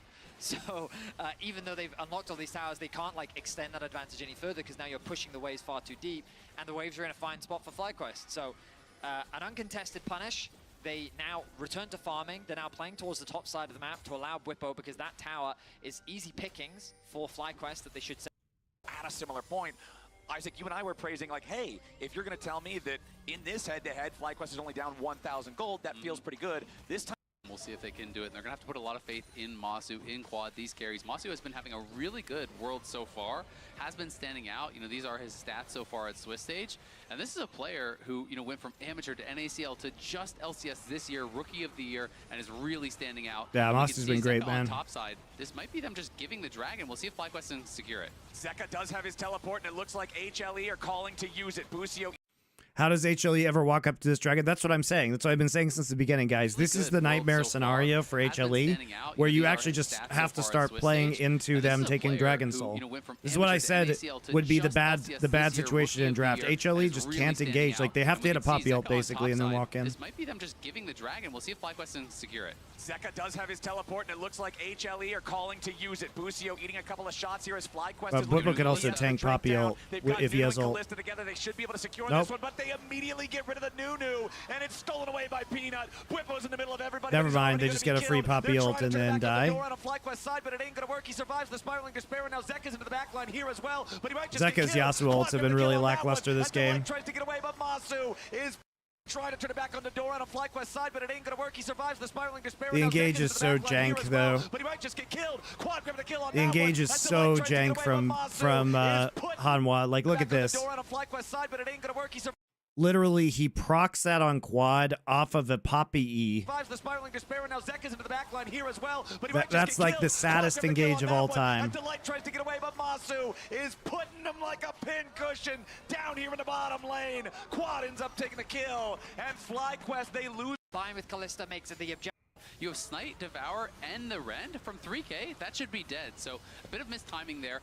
Yeah, you also just can't give this up. Exactly. You know, they have do go you have this should be dead already, guys. They tried to You force need the to fight, coordinate and that's this. really where things start to fall. Because he's Q max on Nunu, right? He's Q max on Nunu. So how much damage does that do? Let me look it up. 1,200. Plus his smite is 1,200 plus rend. You have to burst this right here. You have to burst this. You know that they're gonna try and Poppy ult you, exactly. You know, and you can't see him because he channels it in the brush with a pink ward. Will he have 1,200 smite here or 900? He has But 1,200. then start from the fight by It's HLE 1,200. just because of the 18 Poppy minutes ult. into the game. He Quad ends up taking better the have backline here as 1,200 well, smite. But he might just get killed. Lose the Peanut. Use it. Busio eating a and is really standing He out. better And we can see have Zeka on 1,200 top side. smite This might be at them this just point in the giving game. dragon. We'll see if FlyQuest can secure it. Otherwise, Zeka we're does have his demoting teleport. It inspired looks from like professional HLE are jungler. calling to use it. Busio eating a couple of shots here as FlyQuest is looking Nunu, to DPS Kalista. the Drake down. They've got Nunu and Kalista together. They That's not acceptable, should be guys, able to from secure this one, FlyQuest. but they immediately get rid of the Nunu, and it's stolen away by Peanut. Bwipo's in the middle of everybody, but he's already going to be killed. They're trying to turn it back on the door on a FlyQuest side, but it ain't going to work. He survives the spiraling despair, and now Zek is into the back line here as well, but he might just get killed. Quad grabbing the kill on that one as Delight tries to get away, but Masu is putting him like a pin cushion down here in the bottom lane. Quad ends up taking the kill, and FlyQuest, they lose the objective, but they come out +1 on the kills. It's a nice start but from the fight by HLE just because of the Poppy ultimate knocking Inspired out. You highlighted it. The Nunu combined with Kalista makes it the objective very difficult to steal. But then HLE tried to force the fight, and that's really where things start to fall apart. Exactly. You know, they do go in, they get this rejection. Honestly, they could have comboed it there earlier. You have Snipe, Devour, and Azale makes that point. It's good. So a bit of missed timing there, but as they go, we're back to live, we're back to another fight. Peanut's caught. Peanut on this Zyra has his flash, but it's the only escape mechanism available, and it looks like FlyQuest is ready to collapse. Peanut knows there's no point in even wasting.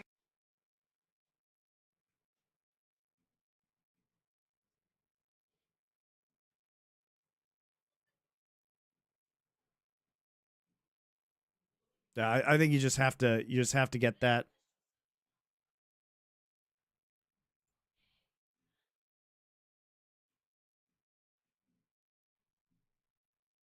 You gotta get that one.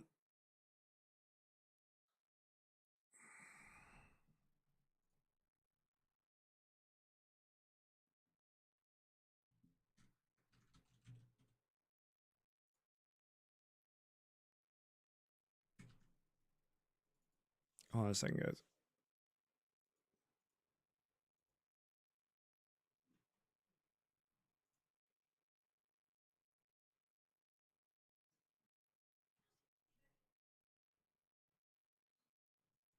The summoner spell there.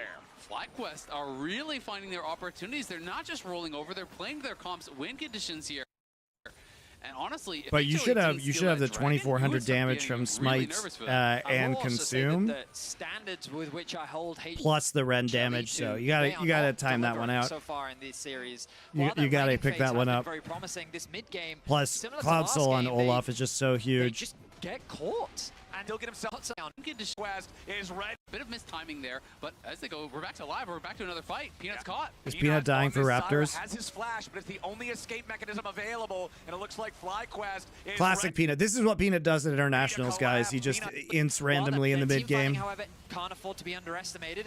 Oh, nice lock up there with a solar flare from Busio, but Delight can still get himself away. Yes, Spiraling Despair connects, but there's no. They put game, but they are. To know it's there, a nice sidestep on the keeper's verdict from Watch this. Yeah, this is such a good. A lot closer to parity here. Jumped up to a very heavily HLE favored game, but they are threatening this Baron and carries. Sure, now so they're trying to just rush this because they have Zyra. FlyQuest is threatening to just try to steal it away. They even dropped the redemption, but the burst already onto Monster. They're going to be able to kill him off, but FlyQuest claims the base. There you go. That's what we need to do. You see this from Inspired? Look at this. He's like, hey, I can burst this from 2400. They even dropped the redemption, but the burst already onto Monster. There we go. We did it. FlyQuest claims the Baron. A little bit more damage. Might be able to kill Delight. They're trying to chase after him. Now you got the Ragnarok. Peanut trying to get away with a flashback over the wall. FlyQuest still in hot pursuit. Jordan Peanut looking to get away, but Viper. Busio won. But the rest of the I actually hate this comp from HLE. The way of FlyQuest. Exactly. It's just so smart from Inspired. You try to. You can't try 50-50s against the Nunu. Inspired plays this well, but early on a champion that generally needs to play from ahead. He has found ways to be effective, found ways to get gold, and found ways to give FlyQuest a chance in this game. He's also found a way behind enemy lines. Bwipo is on the flank. He's pretty isolated. Jesus Christ. Peanut is already down. Solar Flare sets it up for Bwipo to knock it down, and now it's a double kill, and Zeka is already dead here too. Doran running away. I will say one thing about Bwipo is that he knows when to press advantages that he has, and he can really help you snowball a game. He's not afraid of making aggressive plays. Heavily relies on movement. It's going to be strong. Bwipo is a talented man, but I did not know that he was such a proficient gardener. The way that he just cut through that Zyra made down the difference. It was hard. You throw it for potentially just inspired. Jason a little bit disjointed. Still overstacking on the top side of the map. HLE are doing a good job of catching waves at awkward times for FlyQuest, which means that they can't properly set up on 2 lanes. So FlyQuest are just constantly looking for opportunities with the snowball. Bwipo. Now Bwipo putting some damage into Doran here, getting A little bit of vengeance for the early game, but Viper is ready to back up his top laner. FlyQuest contesting for the enemy blue buff. There is Yeah, the vision Nunu inside pick this is blue also buff interesting rush. because of Shot Nunu's barrage, shot out, but passive it ain't gonna matter. Blue secured there for with the FlyQuest, swinging away Kalista another media and the Olaf, because basically the way it works is when he deals damage to a champion, it gives the ally with the highest attack speed 20% bonus attack speed and movement speed. So it makes Kalista hop around like crazy. And if Olaf has the higher attack speed as he gets low, it can help him as well. So it's interesting synergies. Now, we don't want to see FlyQuest make the Also same allows mistake you they to did take before, objectives where in theory they super failed the quickly with siege, and Kalista. then they were just You get a picking up bazillion camps on the spears. map because HLE, look, you could Yeah, already because he see used that Athena Blood in the Boil, window which was that an you're ability, recalling, but now moves it's out just to the map, tracked getting to his vision control. passive, He's and it using the window and auto timing that buffs he whoever has the to highest get attack information speed. and guard It's very the good with opportunities. Kalista. And that was how FlyQuest got punished in the previous game, so now they need to focus and start pressuring through 2 lanes to gain more control. But one of the massive differences between last game and this game is Yeah, that the Nunu last game it was feels, HLE that you were know, defending Soul. at This least game is this Nunu FlyQuest that are, offers right? So something they have the to the ability Kalista shut in down mid these and late flashes game. this He is Quad 3, 0, and 5. 2 items fully completed with Eluden's Companion and the Horizon Focus. As the pieces of the next item, still just trying to combine that. We have got 90 seconds until the next Drake spawns. It is that very powerful Cloud Soul. this member, it feels like, of the team, and you look over at where Zeka is, he is just at 2 end pieces. Viper doesn't have his 3rd item yet either. If we're talking about items, we're talking about money. We should be talking about a 1.7 thousand gold lead for Bwipo. The recovery from the early game, we already touched on it, but it feels like it just keeps growing here for the Olaf. And it might seem weird to you that he's got magic resistance. Oh, hang Hold on. on now. Inspired, eating a little bit of damage here, but they're going to stun up Doran instead. Spiraling Despair. The Sterix Gauge is not going to keep the Gator alive. Baron. Magic resistance. Oh, hang Hold on. on now. Inspired, eating a little bit of damage here, but they're going to stun up Doran. Feels like it just keeps growing here for the Olaf. And it might seem weird to you that he's got magic resistance. Oh, hang Hold on. on now. Inspired, eating a little bit of He just damage gets here, but they're going to stun up Doran instead. Spiraling just Despair. gets The Sterix Gauge stun is locked. not going to keep the Gator alive. Baron is up. They're going to start the bear. Trying to See, take also the has tier been 2 instead. useless. They're going to try to play for the bot lane tier 2 and try to set up for this draft. Very close to losing the game. Big goal. FlyQuest cannot get the pick in time. Behind him here with the TP. HLE, they can try to teleport Doran in if they really want to try They're to gonna contest give. this, but it looks like that's not the plan. Reset, spend the gold. Their sights on the base of Hanwha Life. Exactly. They can put this pressure on, and even if you're looking towards a potential bailout of an Elder It's Flip, fucking well, over not a now. flip. You're I mean, playing if you against Kalista, you're consider playing the against Nunu this passive comp that has on such Kalista powerful plus secure on these Kalista with objectives, so Cloud if he Soul continues to extend this advantage, and Olaf with HLE Cloud Soul, can't how do just you win through ever sides. catch 3 these minutes on the guys? clock. They've got the Snowball. Soul, they've got the Baron. Solar Flare isn't going to find anything, but it will create some space. Inspired, still trying to frontline as Bwipo's ready to go berserk and dive Oh, right on. the answer is you just pop your ultimate out. Knocks one of the remaining players of FlyQuest Unfortunately, away. look how fast this It's Olaf over. is. Going over to Fly. Doran into the back line. Quad in some trouble, but he flashes away. Bwipo needs a little bit more damage. Bwipo As Bwipo's ints. ready to go berserk and dive right on him. but Bwipo he does keeps int. knocks one of the remaining So he players of goes FlyQuest in. away. It's already Quad put control. going over to Fly. And his Sterix is up, and he tanks this, and he's like, but I didn't kill Viper, so I'm going to go back in, except Viper still has E. FlyQuest, though, still firing back into Doran. They don't have the damage for the kill I don't here love just yet. that. A flash forward from Inspired for a point-blank snowball as Masu rescues Busio, but he's caught by the Strangle Thorns, and Viper's got the damage to kill him. Busio's going to be Okay, cleared I now don't as love well. what's going on right FlyQuest now. Force hard, trying. Which Plays here. The rejection on Masu, knocking him out of the fight, was absolutely massive from Delight, and also Bwipo just barely cannot actually finish off the Ezreal. So if Masu doesn't get knocked out of the fight, if Viper dies, this could be the game-ending play here. Bwipo decides Bwipo absolutely could have just doubled back fully and commit not to it. He inted thought right he had here. the kill there, then tries to back off, executed on the play, overestimated his damage.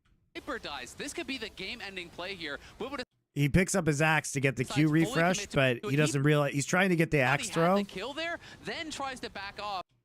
But Viper has E. Executed on the play, overestimated his damage, thought Viper was dead on that last E, doesn't get him. If that axe hits Viper and he can't go back and heal, come back and contribute to the fight here, it might just be the end of the game.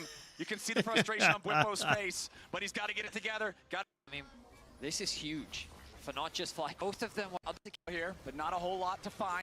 5v4 now for the Those snowball into the severing bowl, chunks out Viper quite a bit, and they're going to threaten here. Buzio's had a very good game. This time, they've got a lot of damage onto the light, and that is an easy pick for FlyQuest. 5v4, now for the next 40 seconds. They're going to continue to going to run at the back line. Look at him. Look at him go versus Peanut. Used to not great efficacy. Peanut still trying to get away back through the wall as the Ragnaroking Bwippo zones everybody else out. He's got to be careful about this when he's tanking a lot of damage here from the tier 3 turret. FlyQuest needs another.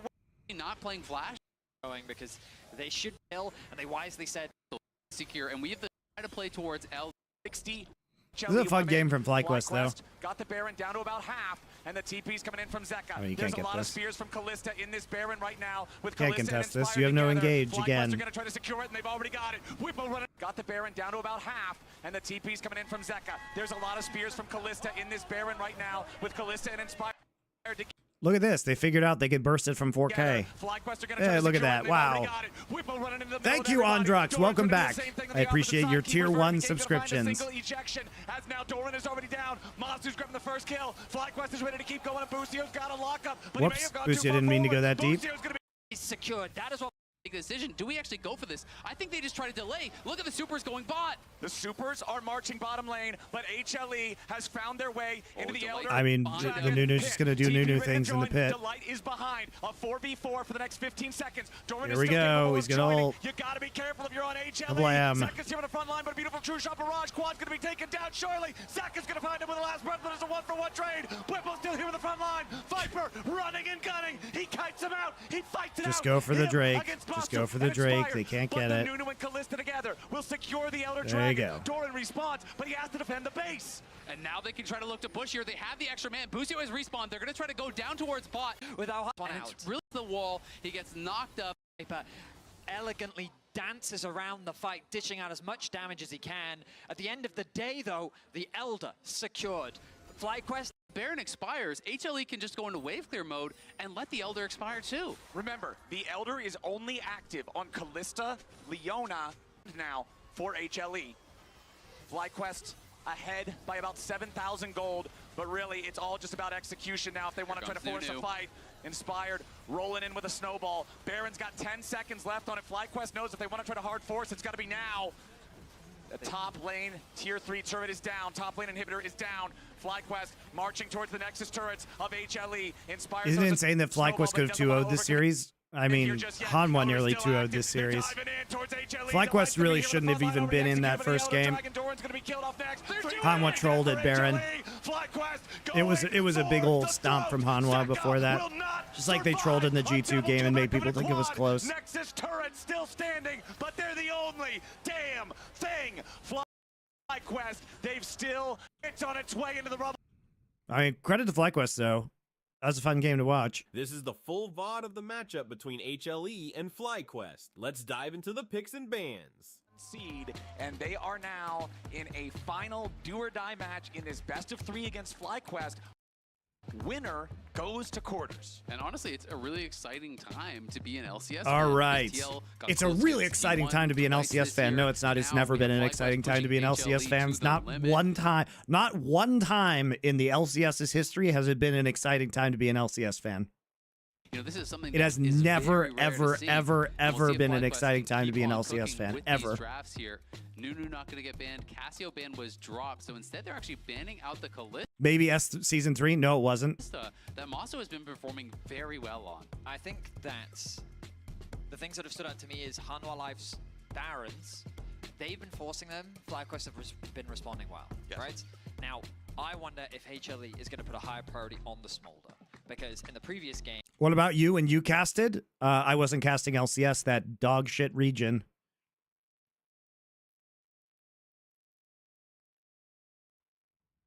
They early picked Zyra, then they picked Ezreal, but then they allowed... Season 1? Oh yeah, that season where they didn't win? Yeah, that was a fun one too. That pool to be pinched in mid, forcing him into... He didn't want to go Trist, so he went for the Yasuo instead, which resulted in them having a bit of a disjointed comp, where if they'd had a Smolder, I think that comp would have made a little bit more sense. Okay, we're first picking Skarner now. Priority on that as the Skarner now locked in for See, it's interesting that the Zig seems to be decreasing in priority. Maybe it's just because of the threat of Olaf in this game. So they're obviously pinching that pool. Boomcan90, thank you for the Twitch Prime sub. I appreciate you. the question about, what is Zeka going to move towards when some of the primary champions that he likes to play are banned out. Obviously, he has really developed as a player and moved away from that reputation of being a melee-only guy. He played AD carries very well in the LCK, but those are not Yone Jax Aurora. Kaisa for themselves. They'll lock it in right next to the buy. Two very powerful divers right here at the very start. So we're taking Xayah because we want to eliminate backline threat for Viper. So we'll see if they go for some peel. Wow, they're taking Silas here? Blind? Quad going back to the Casio and trying to play one of these abusive matchups into a melee champion. Okay, so remember, back a couple of years ago, his name on. Okay, we're back into Cassiopeia, but they probably expected that. Not that useful. Vi is kind of so-so. The Cassio ult is kind of so-so. There's not any of those S tiers for him to take away. So as long as FlyQuest aren't just randomly drafting, Nara, Mumu, these kind of champions that are giving you that. Alistair. The thing is, the Silas ult really does prevent them. Like, so if we look at what we're seeing here, they're not going to take Maokai because they already took Vi, but now, they're not going to take a Mumu because they already took Vi, but they can't take Alistair now, so we don't have to worry about that one. Things that fit into the draft and respect towards wouldn't have just gone Rakan on 3 when Silas has not been prioritized or banned at all, or his best champ. Well, the problem is they're going to concede the round. I think it'll be Braum. I think there's I'm interested to see what Zeka does here with Silas ult. It's just a very long dash. Yeah, I mean, it's very fast, too. Yep. Fair. All right, well, let's see how Hanwha Life ran out their top side with the Jax ban. I think this is a very good pick into Kaisa, Vi, and Rel.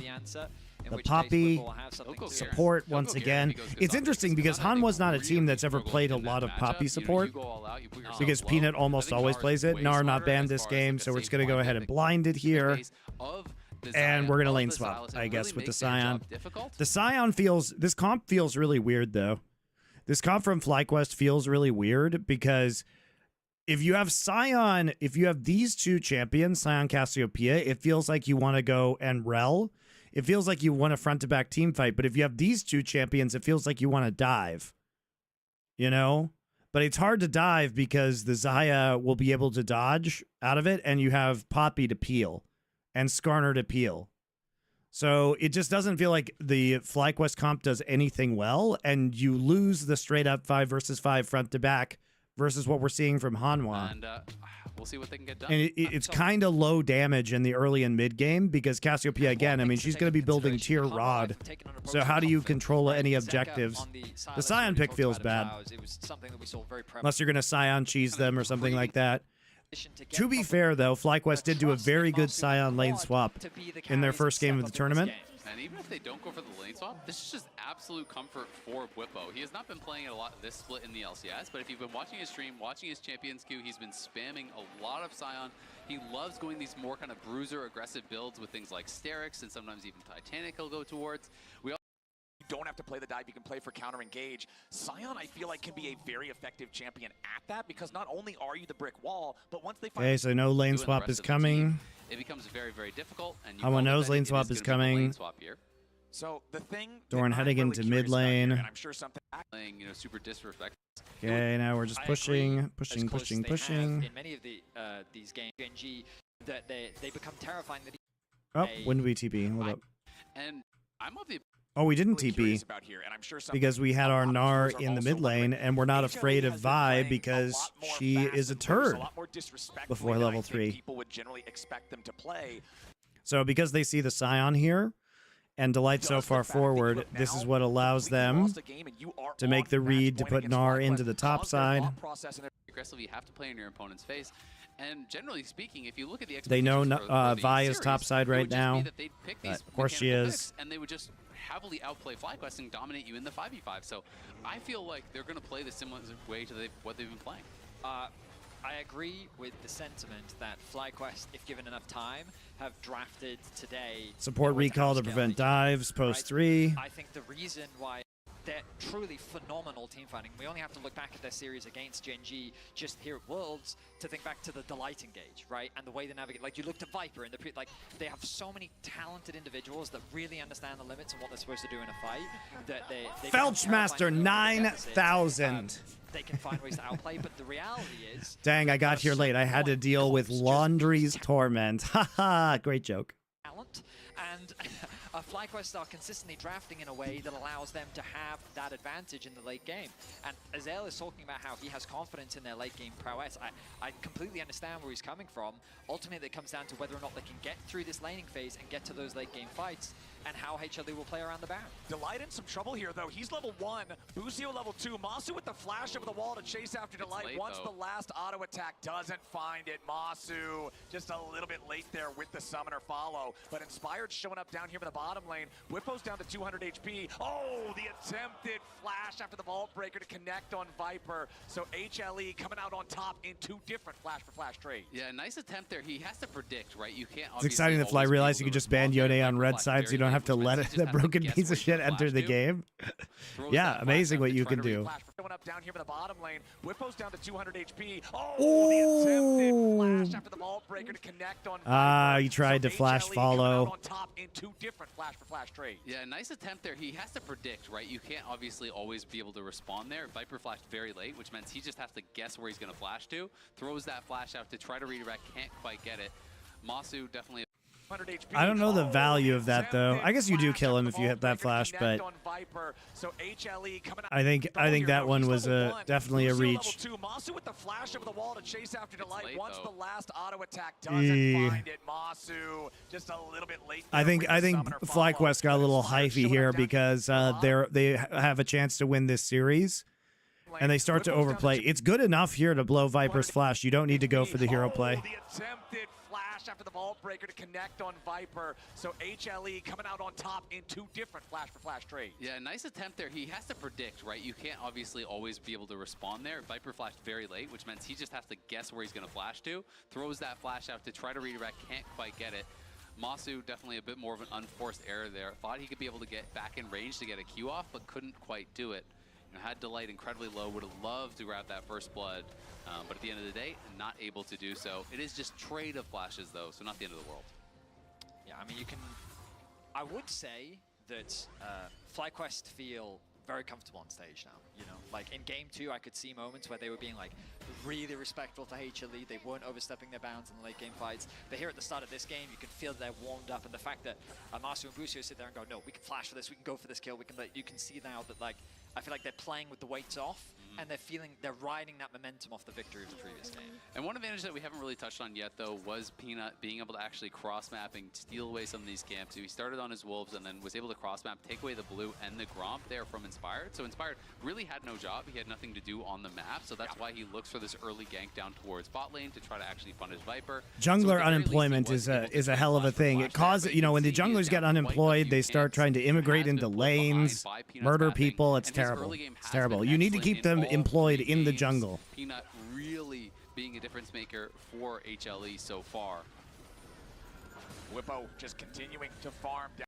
To generate so much free stats with the health stacking can turn him into an absolutely unassailable wall if they can scale to that point that we're already talking about. As Doran has to hop away, Busio again threatening that Gnar, making him back up, making him play respectfully. Still a slight gold lead for HLE here in the early game. Quad continuing to farm up, has not been pressured on this Cassiopeia in the early game like he was in game number 1. Bot lane on the top side, but now Hanwha Life, knowing that the Grubs are spawning, have swapped their bot up towards top. You have to be careful playing against Xayah this early on. Those feathers pack a serious punch, and so I wonder if FlyQuest is going to respect that and instead prioritize the dragon. Keeping my eyes, it looks like Inspired is heading towards the bot side of the map. And honestly, for FlyQuest, trading is the right choice. If your gold is even, you're winning this game. You heavily outscale, I think, in the 5v5, and I don't think there's massive side lane threats unless Sekka or Doran gets super fed, so... No, it's not about massively outscaling. It's that, first off, you have a range problem where Xayah will outrange your entire composition, and you also have an issue where 2 people want to go in and 2 people want to fight front to back, so the composition doesn't actually function very well in a team fight for FlyQuest. A dicey fight. You don't need to go for a 50-50 fight. They also, the other thing about FlyQuest composition is that, they only have committal engage, and if they start a fight too, the Poppy could just toss an ult out and stop you. So cross map and trade. I don't. Exactly. I don't actually like FlyQuest comp here. Is more interested in the Grubs. They will concede. Poppy stops a lot of your committal engage, and you get outranged. claim that first There's grade. good kiting Hex from Tech breaks, so Hanwha. it means there won't be that super valuable Hex Tech soul, but Zeka now has to retreat away from quad. And I don't know if Kaisa can like ever go in this game. Zeka does lose out on the HP I don't know if trade, Kaisa can as ever Peanut ult. is again working his way Into the FlyQuest back line, at jungle, least. steal away this buff from Inspired, steal away these camps, make it harder for Inspired to find something to do. Great play from Peanut, just good awareness, knowing that the dragon indicator showing where Inspired is on the map, and a stacked wave means that this FlyQuest duo can't contest the red buff, means it's an easy steal for him. And Peanut did just hit 6 there as well, so Inspired will come up for anything. Again, Peanut just taking zone here. If Doran is not ahead on the Gnar, it is very hard to pressure Sion. Yep. You know, you get enough levels, you get enough armor, and all of a sudden you just kind of become this brick wall that is so frustrating to deal with. Yeah, he's chilling. He's got a wave, massive wave, piled up towards him. HLE clearly trying to leverage the fact that their 2v2 is winning, and Xayah is so much The crash down, but Peanut is here. skirmishes. So Marsu going to fall a little bit behind in terms of farm. You can see that gold discrepancy slowly starting to leverage the fact that their 2v2 is winning, and Xayah is so Is much Vi stronger seen here? in the early game skirmishes. So No. Marsu going to fall a little bit behind in terms of farm. You can see that gold discrepancy slowly starting to build. Overall though, FlyQuest. Gage, Busio, shattering strike into the crash down, but Peanut is here. He's got the impale, and this is short. Against the flash too. You know, it does feel bad though to put Inspired onto Vi, where it just feels like he is now reliant on the rest of his team carrying. That feels bad, I think. Scraggle Bum! Subscribe with Twitch Prime. Thank you very much. Watched Life Force after I heard you talk about it. Well, you can't just say that and then not tell me what you thought. It's crazy, isn't it? It's a pretty wild ride. I had a good time. The big hope for HLE in that last one, where FlyQuest could get to a lot of the other carries and burst them down, but they couldn't really get to Viper, and he was doing such a good job. Shout out to Life Force from 1985. And now on the Xayah, set up for success here. Getting that early kill creates another solid advantage for HLE.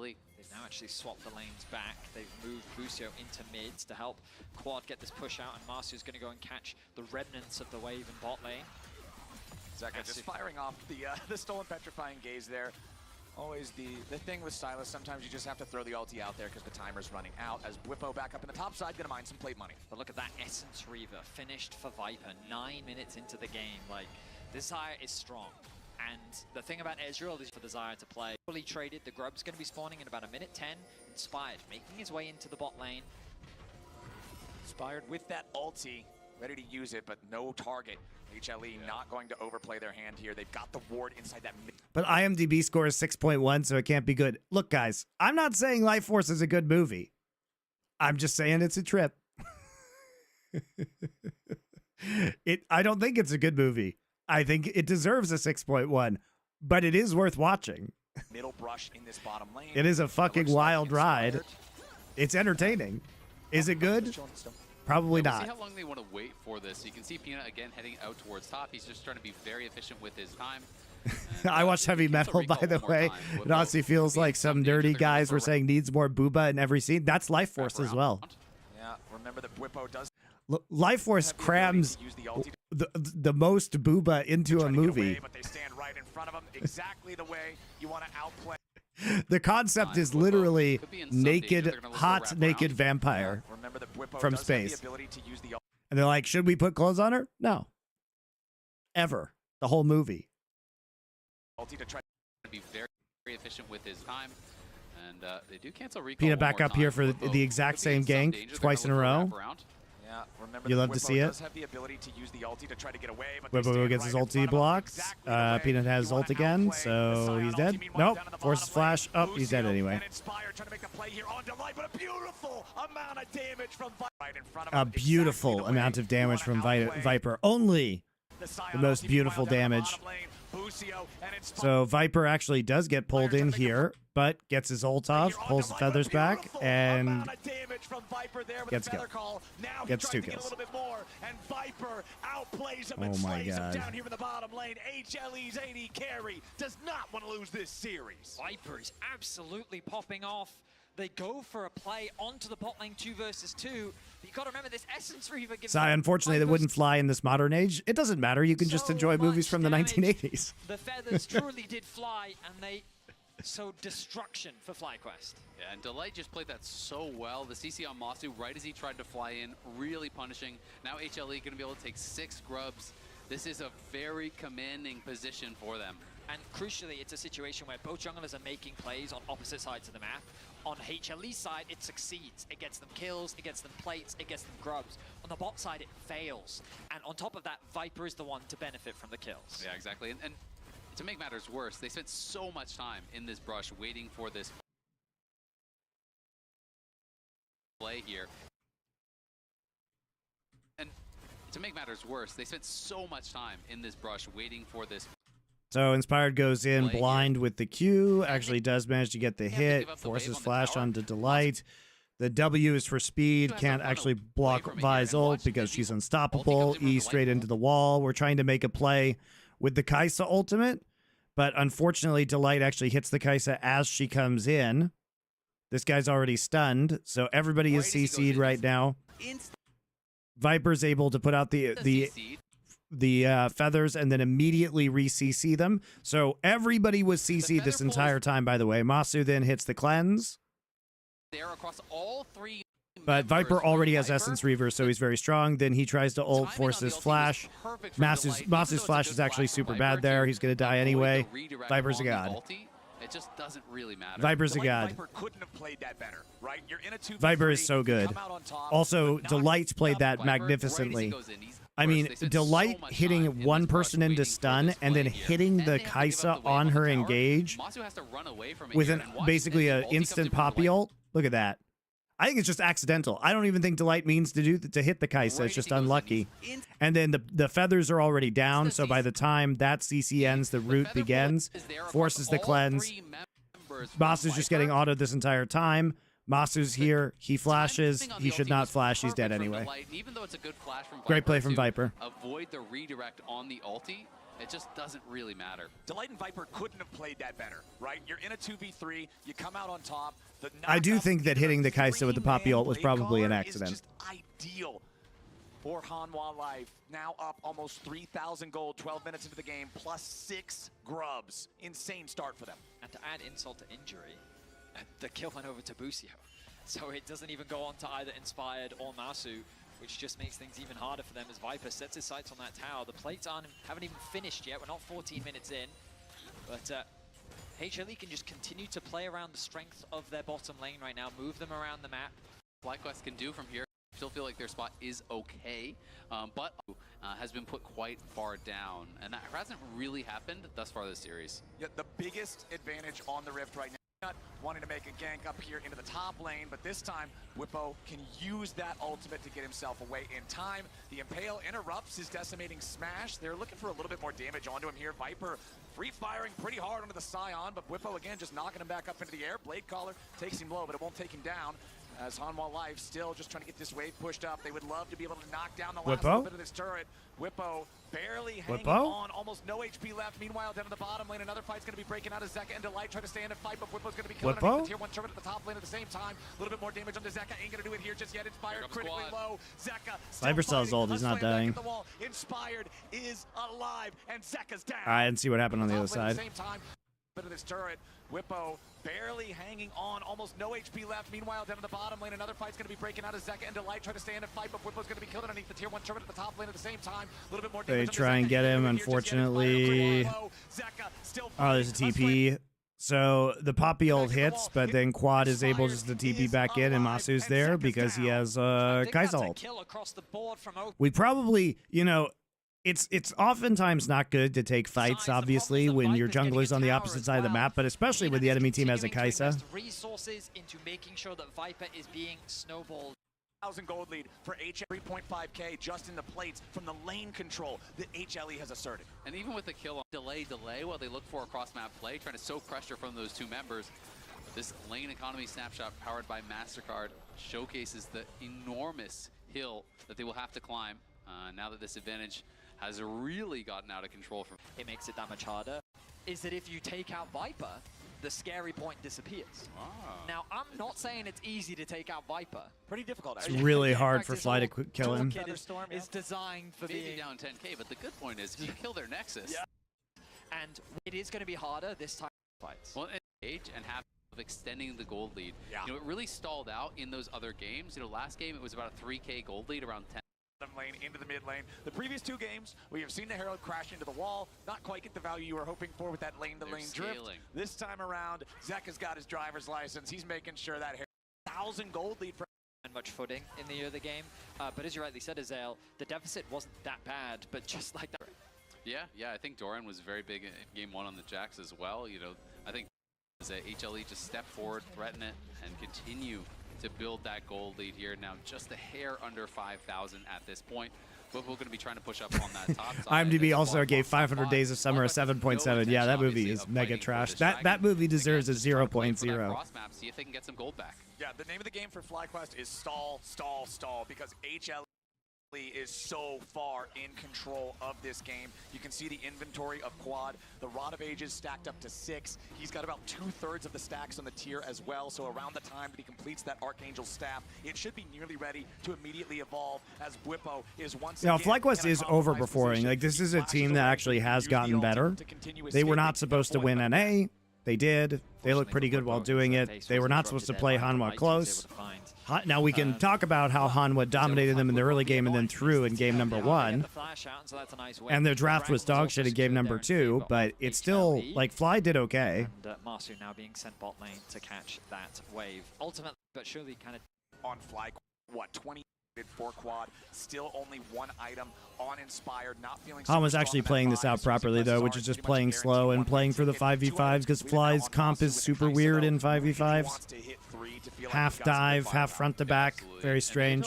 Always this difficult situation when you are a 2-threat comp like FlyQuest have, is that HLE can just full send it on the 1 strong member potentially, and if you don't have that secondary carry to really kind of punish, that can be very problematic, and that's a situation that I think FlyQuest are finding themselves in a little bit now. Masu does have 2 items though, so here this is really on for Fly. These Barons have ever been like a wrong, probably was a little bit more questionable, but ultimately FlyQuest have been better at punishing the Baron setups and starting. So we'll see if FlyQuest can do the same thing here in game 3.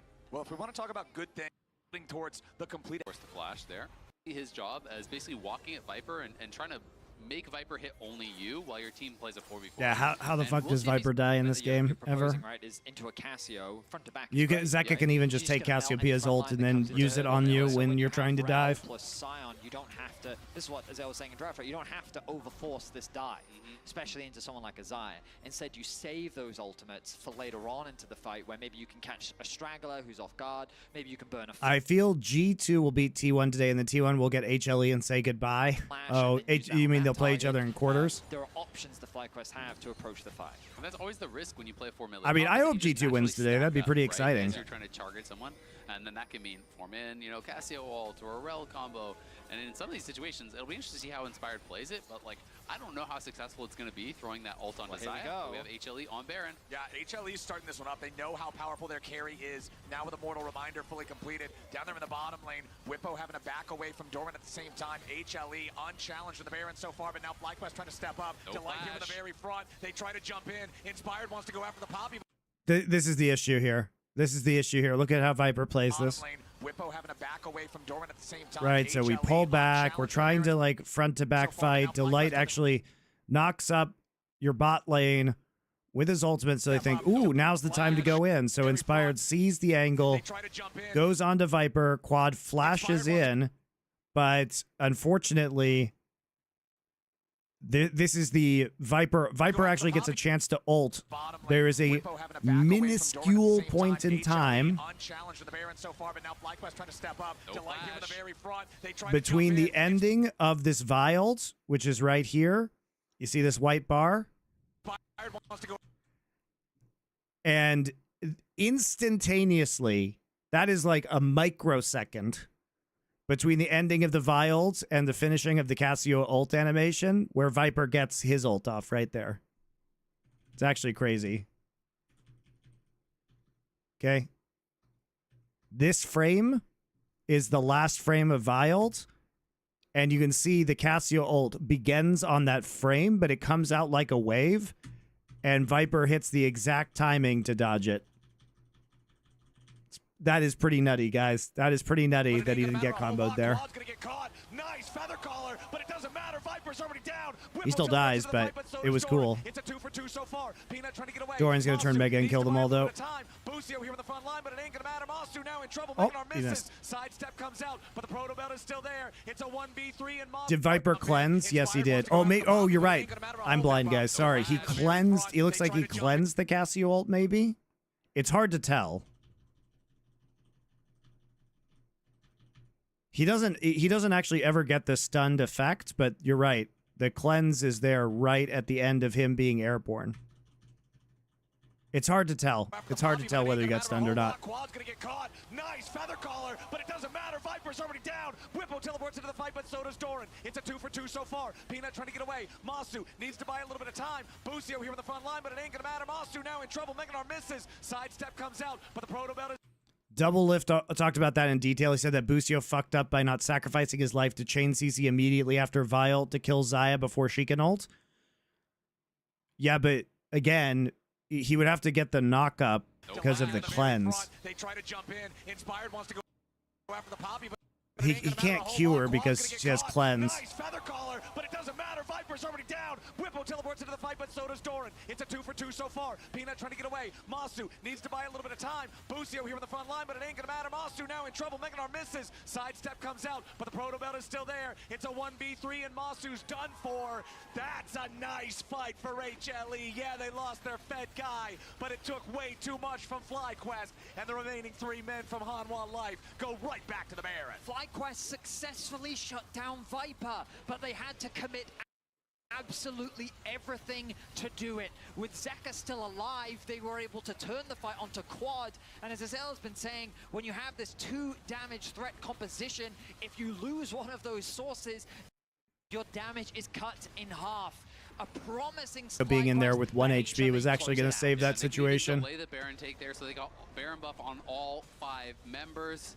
Some slight mispositions, some slight misplays there from FlyQuest. I do think made that fight a lot harder for them. Quad dying at that fight though is pretty big. I mean, the investment to kill Viper is just so huge that by the time by the time we actually see them get in, Zeka has taken ult, and then he just immediately counter vials Cassiopeia, and Peanut gets next to Cassiopeia and then suppresses him. And so the price to kill him was absolutely enormous. You had to use Vi ult, you had to use Xayah ult, right? Busio's 1 HP, and Doran comes in, and he's basically Mega. And Busio and Whippo just can't buy enough space here for Masu. As soon as Doran they also have vision control, so Peanut could just hide in the brush.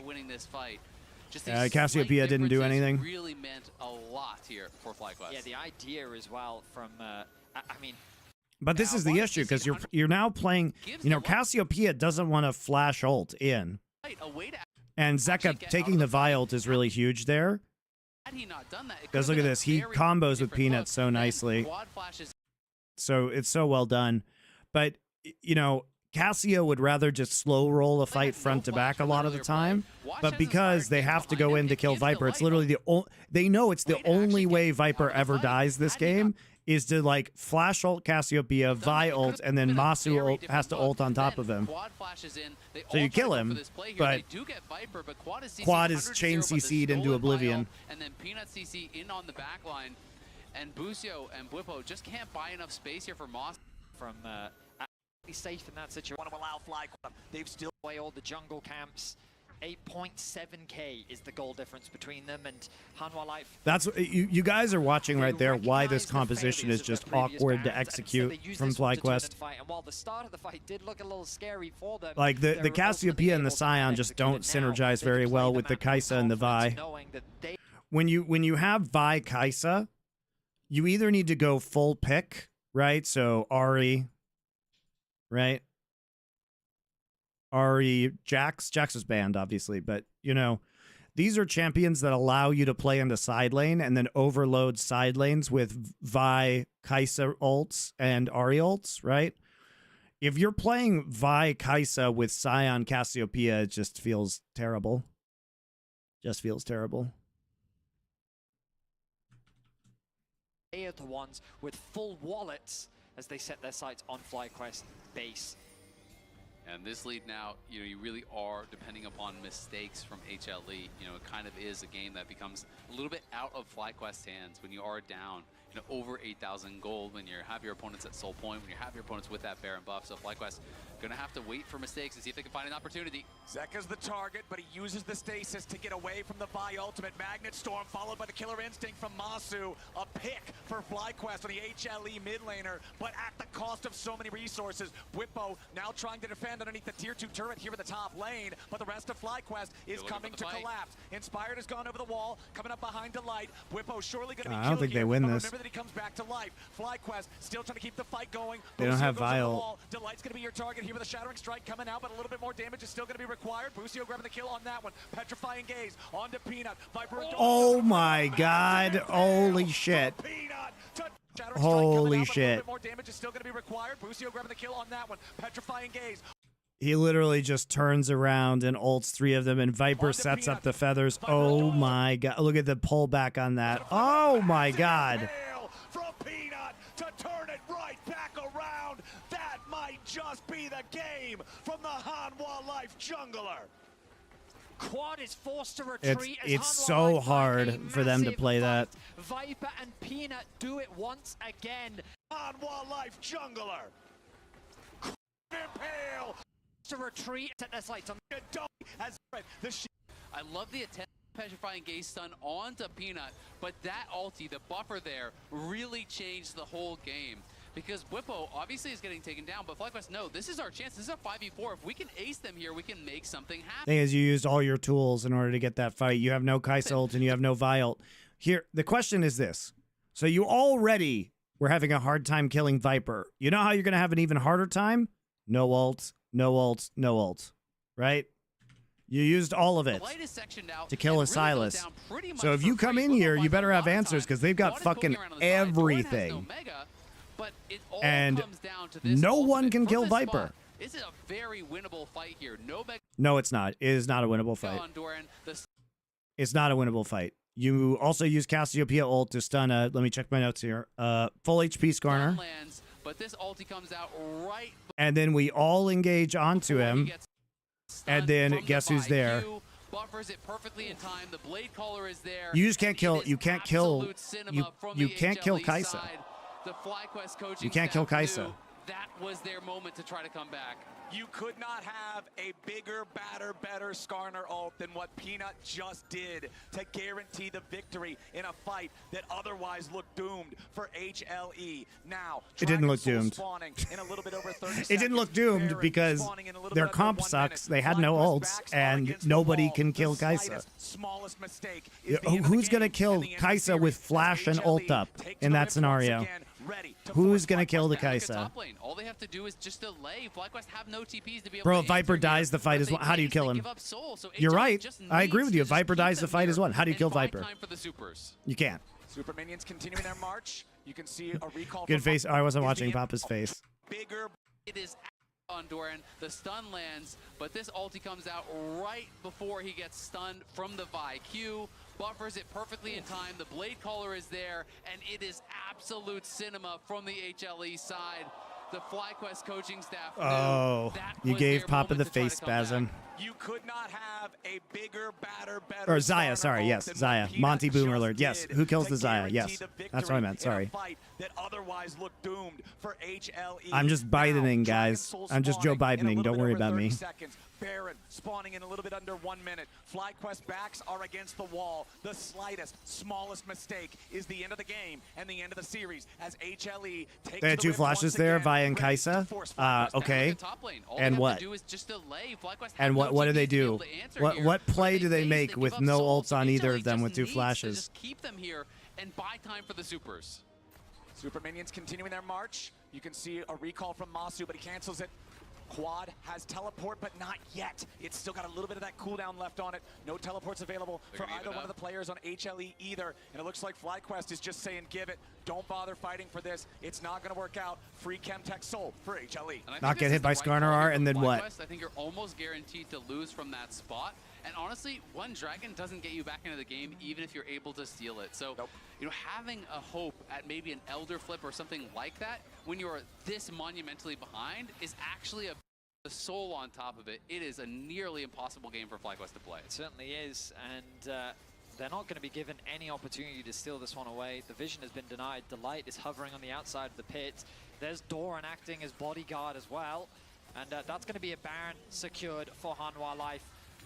Zeka even stealing away the buy ultimate, so in case anybody from FlyQuest tries to stop it, he can immediately jump in to punish. Doran jumps in, wants to go for the Mega Gnar, but he doesn't find a whole lot of success with it. Zeka versus Inspired off to the side as FlyQuest try to hold the line. Miasma to stop HLE from stepping any further forward. Doran at about half HP. Whippo doing the same. Over the wall goes Zeka. He's into the back line, but he uses the stasis. Magnet Storm from Busio looking to keep everybody locked up, but Viper is already unstoppable, and FlyQuest is crumbling. A little bit more damage from Doran might get it done, but quad kills Delight. FlyQuest Look at Viper, man. But he uses the stasis. Magnets hold the line. Miasma to stop HLE from stepping any further forward. Look at Viper. Doran at about half HP. Whippo doing the same. Over the wall goes Zeka. He's into the back line, but he uses Viper the stasis. just laying down the feathers. It's only the front line that gets stunned here. About half HP. Whippo doing the same. Over the They're just trying to kill quad. Vialt on there. Then Delight goes ahead and ease in. They do cancel the Poppy ult. They do cancel the Poppy ult there, looks like. He's trying to get the knock-up afterwards, but Busio is just there. Then we see Skarner ult onto 2, so this allows Kaisa to cleanse and ult, and then he just repositions. FlyQuest scrambling, but it will not matter. HLE will not be denied. The LCK's #1 seed will earn their win, earn their ticket to the quarterfinals. 19-8, 30 minutes in, they'll take the series. Why didn't they just go Rel Kaisa? Because they didn't know. Look at the draft. But it is. They didn't know it was Skarner into Kaisa Vi. You know, this feels really weird. It feels like they start by prioritizing Kaisa Vi, which is a weird prio at this tournament for R1 and R2. It feels like they're trying to play some sort of dive/pick composition. And then when the Xayah gets picked, they just abort it. Right? They're just like, ah! Because it's not like Xayah's been typically picked this early, but... It is going to be a Sylas, so it is going to be another one of these melee. Or maybe the Sylas, the combo of Xayah and Sylas scared them, because maybe whatever champions they were going to pick has like a really good ult for Sylas to steal, or was more dive that wasn't going to catch Xayah. I wonder if these picks just really fucked them up for some reason. And so they just got destroyed in the rest of the draft. That champion in terms of the ultimates you're drafting for yourself on FlyQuest's side, but Quad is saying, okay, Cassio's the call. Yeah, and Cassio... I feel like they panic pick Cassiopeia here. I don't know. Maybe I'm reading too much into it. It is strange, though. It's a strange draft. I feel like something weird happened that we don't know about. All right, guys, that'll do it for today. Got through all the games. We are going to be back, obviously, tomorrow for T1 versus G2, where hopefully G2 will advance. That'd be very exciting. And maybe the slightly less exciting BLG versus PSG, unless PSG pulls off the epic upset and sends BLG home. Be pretty hype. Would be pretty hype, guys. So winner of G2 versus T1 advance, because they're both 2-1. Loser of BLG versus PSG is eliminated because they're both 1-2. So we'll be back tomorrow with those games. We'll be here every day after the games for you guys. So be sure to follow my channel. If you like the VOD reviews, subscribe to my YouTube channel. If you missed some of the games today, go on over to the YouTube in the live tab. It'll be right there for your viewing pleasure. Thanks a lot for joining me.